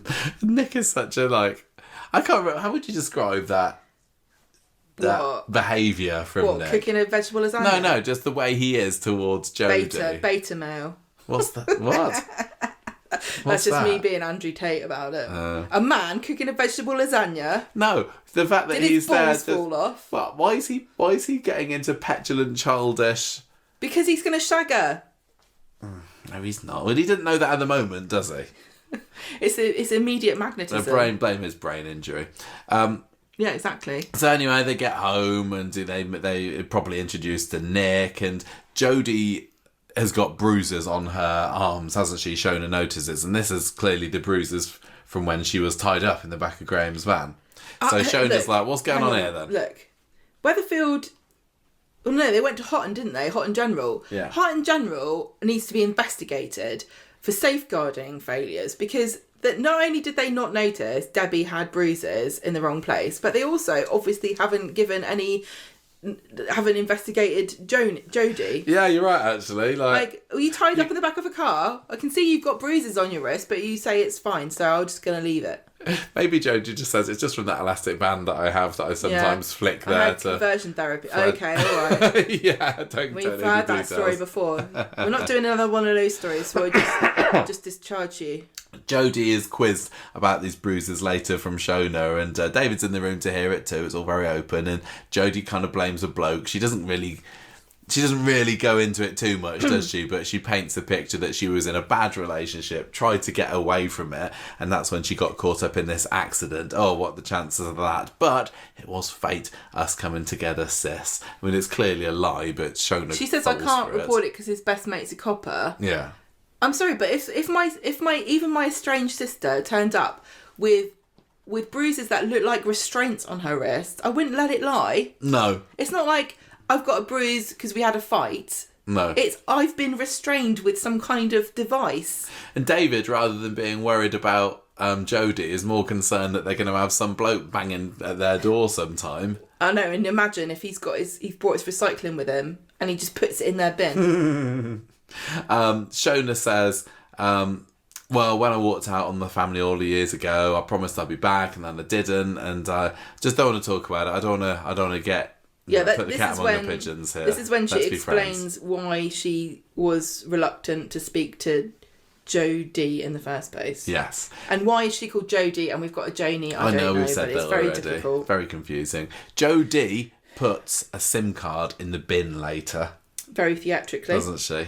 If you're going to do anything with a SIM card in Coronation Street, you have to do it really. You have to hold it from a great height and look at it studiously before you throw it somewhere. Yeah. And I would recommend a drain, but she's gone with the bin method. Well, I hope that she's backed all her photos up to the cloud, because, we had this problem with Betsy getting her new phone a couple of weeks ago, didn't she? And how is she going to keep them? But do you think that she's got 37 songs on there? It's got 12,000 photos, all from the inside of a van.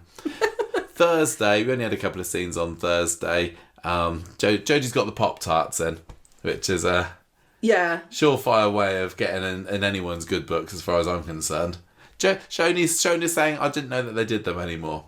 And like, she do you says, never go to a supermarket? I bought them from the shop on the corner, so you are not looking at all. I love a Pop-Tart, but they're not as good as they were when we were little. They're terrible. Oh, well, I know they are, but I'm sure that there's not quite as much icing coverage on them these days. There's an awful lot of pastry you get, and I like the weird flavours you get in the American shops. Yeah, well, I'm sure when we were younger they had more of a range of flavours, and then and now they just kind of narrowed it down to strawberry and chocolate, which is really dull. But yeah, usually in the American aisle you get your s'mores flavours and all that. Yeah, we remember when we had that 80s. I was going to say we had an 80s party. God, that must have been 15 years or so ago. A whole weekend, and we all dressed up. All varieties of Pop-Tarts. And then the next morning we ate Pop-Tarts and watched cartoons. It was great. Yeah, in our shell suits. Yeah, it was fantastic.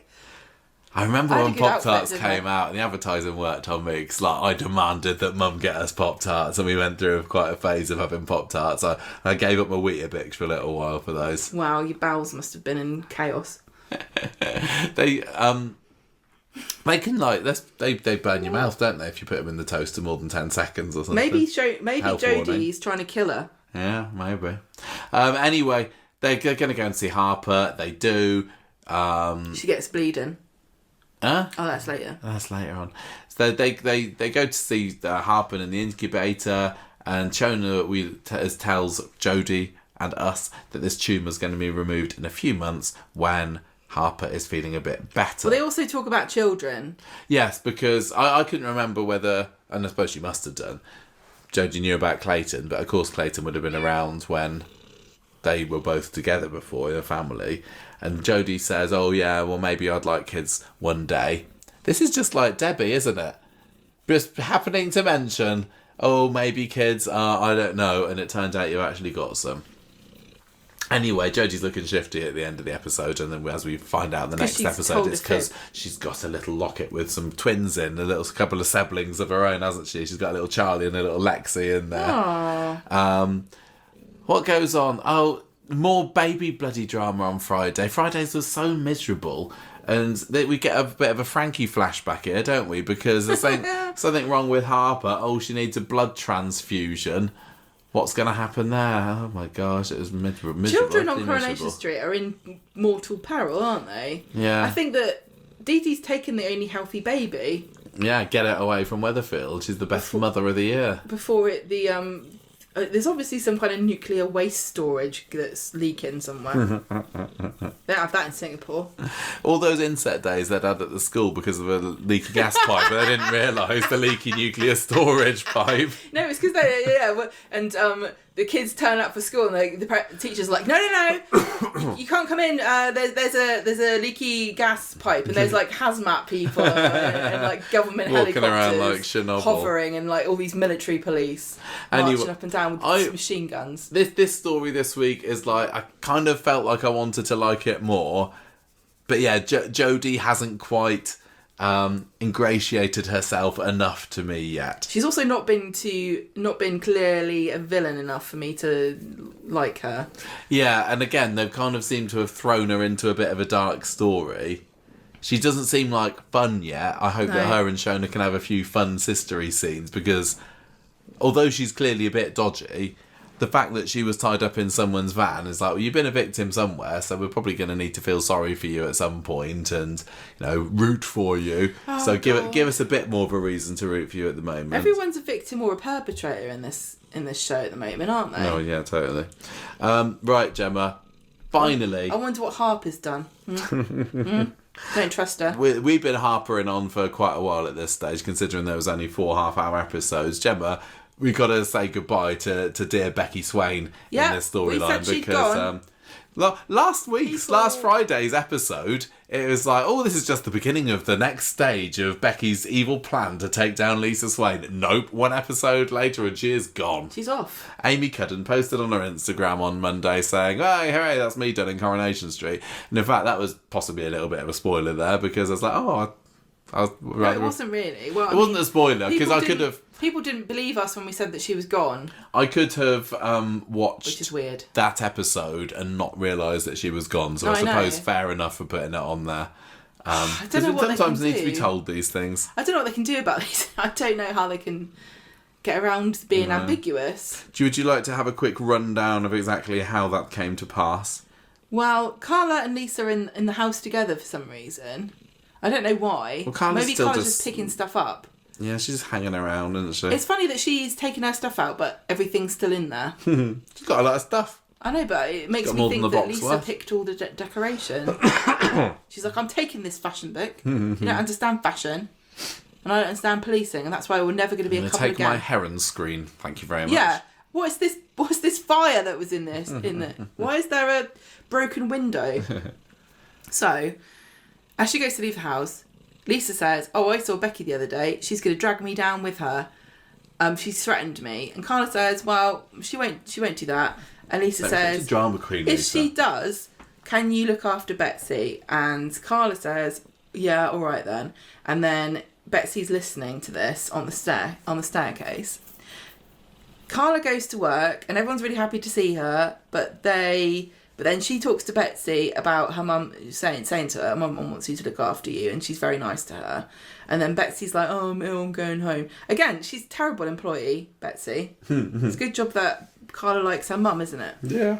Betsy, who knows what's going to happen there. They're just waiting. Waiting for the right moment. Betsy goes to the prison to see Becky and has a go at her and brings up Mason. And a lot of people are very happy to see this, I'm sure, because it felt as though the fact that Mason died to protect Becky's secret has kind of been brushed under the carpet. Yeah, but Betsy hasn't forgotten. No, but why is she remembered now? Could she have has this been bugging her all year? No, it doesn't feel... It feels like she should have realised this before her mum turned out to be evil. But they could have very easily given her a little nudge, because it was the anniversary just last week, wasn't it? So if there'd been a little Mason tribute or something, that could have made Betsy go, hang on a minute. But I think I felt kind of watching this scene that she was just kind of grasping at something, and the storyliners, the writers, whoever, wanted to... I like the idea of Betsy as the daughter being the one to shun her mum, but we've seen such an about turn from her. She was like, she thought the sun out of Becky's arse, didn't we? Just a couple of weeks ago.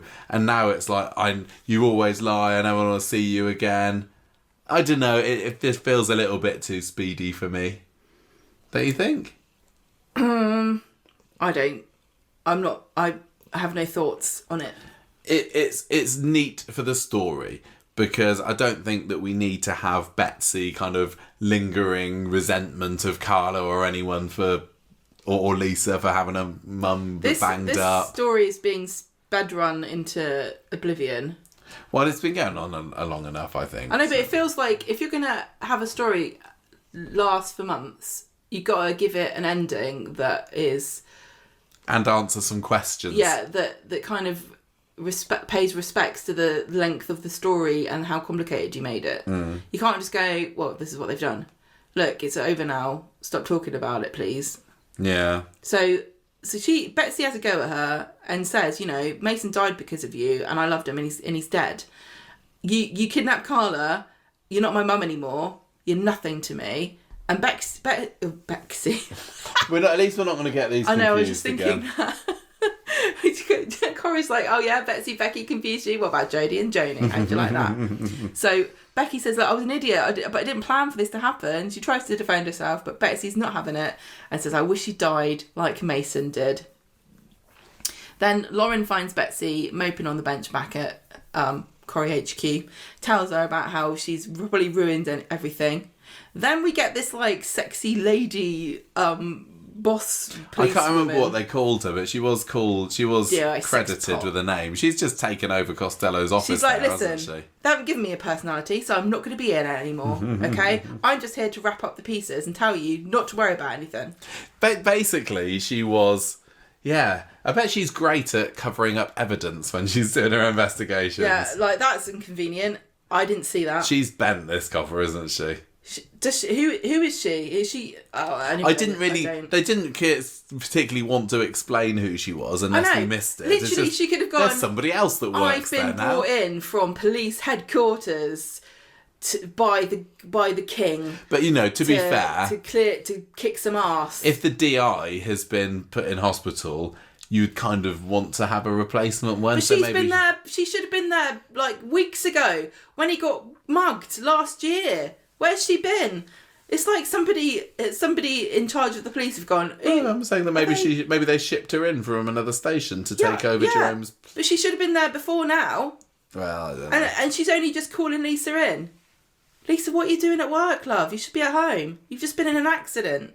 Your wife's bent. She's got 12 years in prison, by the way, and she didn't grass you up. So how about that? Oh yeah, that was the big worry, wasn't it, about whether she was going to take Lisa down with her, and it turns out she didn't because she's got a heart after all. No, because Betsy told her that she's a cow, and she believed it. Yeah. So I'm gonna believe Lisa, Becky, right till the end. Inspector she's got a good heart in there somewhere. Inspector Sexpot goes, right, Becky's gone down for 12 years. You're going to get investigated, but I'm going to find you nothing wrong with you because it's too boring. We're moving on from this storyline, okay? Nobody wants any more police of this. Corruption investigation storyline, do they? But I hope if I Inspector Sexpot stay in this show and lurk on the periphery for 2 or 3 years, I could have my own storyline and be made a regular. Yeah. So just keep me out of it. So then we get cut to Becky. Final Becky scene. Poor Becky. She's on her cell bed. She's hearing chants. I didn't know whether that was supposed to be remembering chants or whether she's hearing them through the walls. Or she's projecting to the future and being dramatic. Chants, they're all just saying, cop scum, you're evil. They weren't really enthusiastic about it. I think they should have got some of those Institute people in.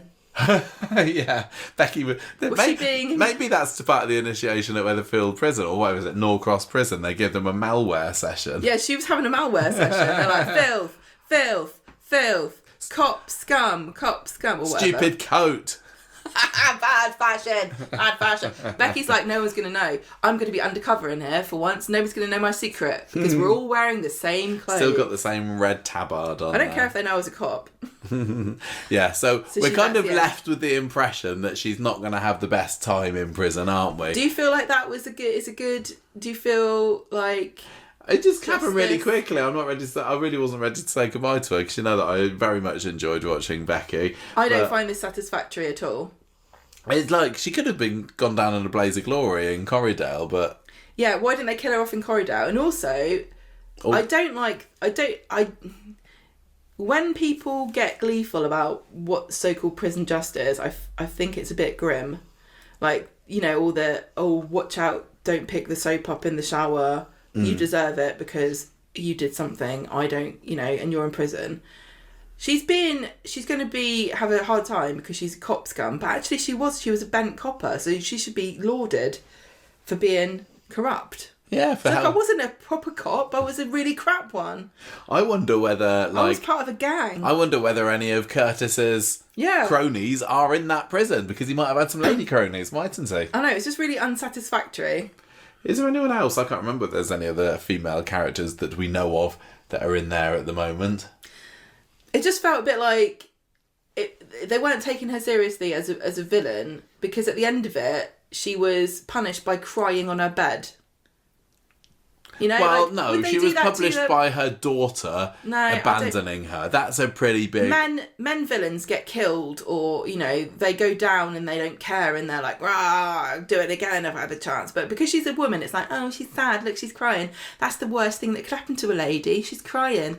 She's probably on her period as well. Oh, dear. She's longed for that family. She's longed to be back with Betsy all these years, I believe. And now that person has said, I don't want anything to do with you. I get what you're saying. I am just like pushing back on saying, let's have a female Corrie villain like Maya. Let's have her burn in a ball of flame or something. Still alive.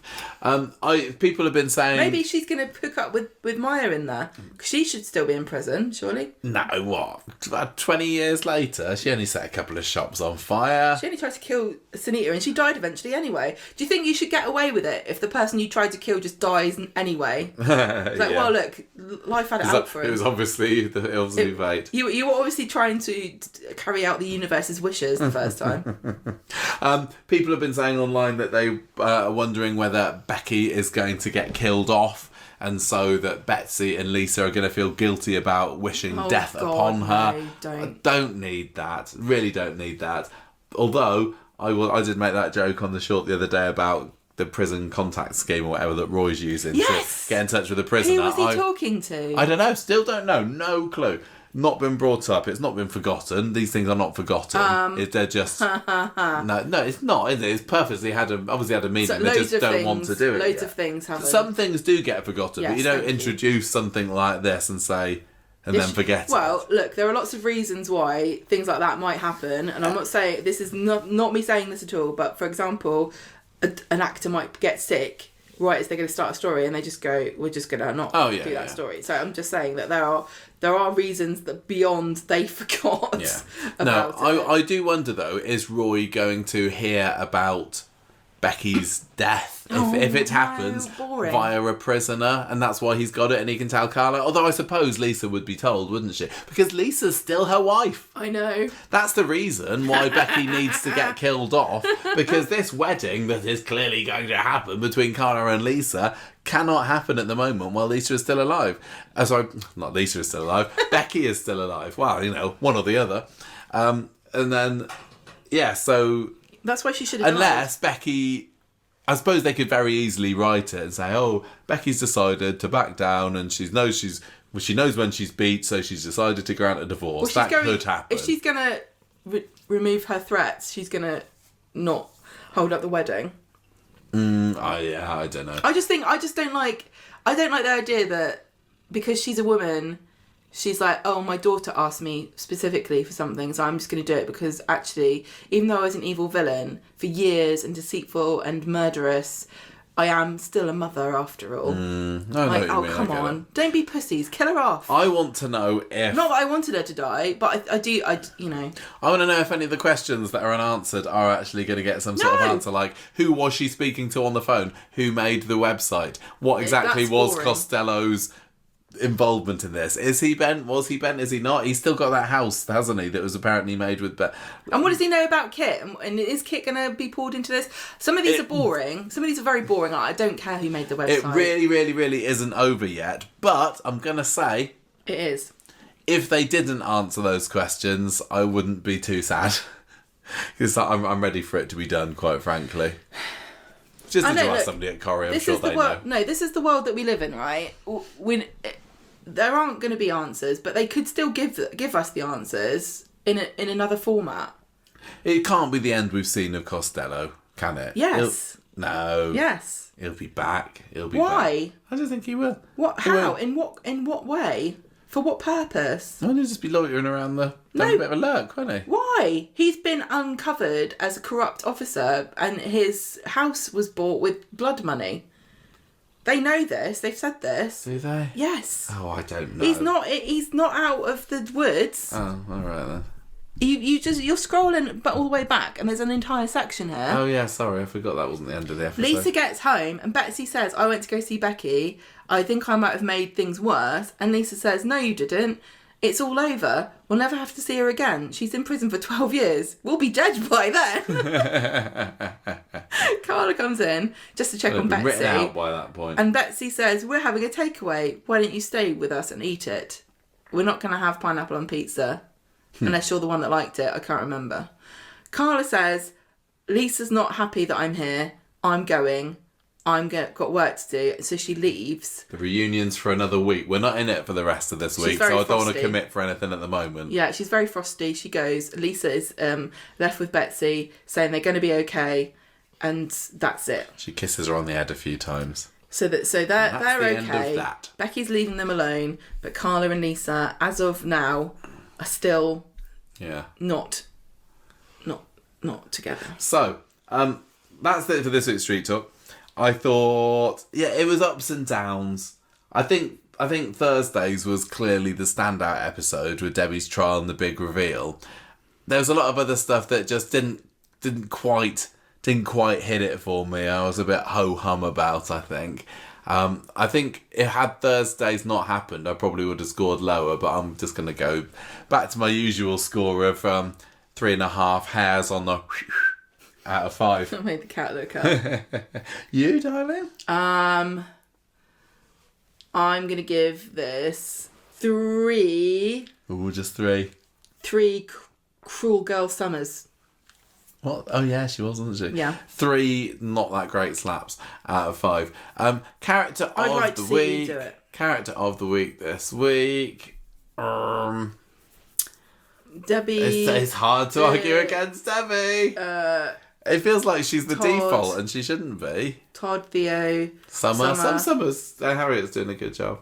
I might give it to Summer because I think she's. I think we're seeing what Corrie saw in Harriet Bibby when they gave her the summer fainting stuff.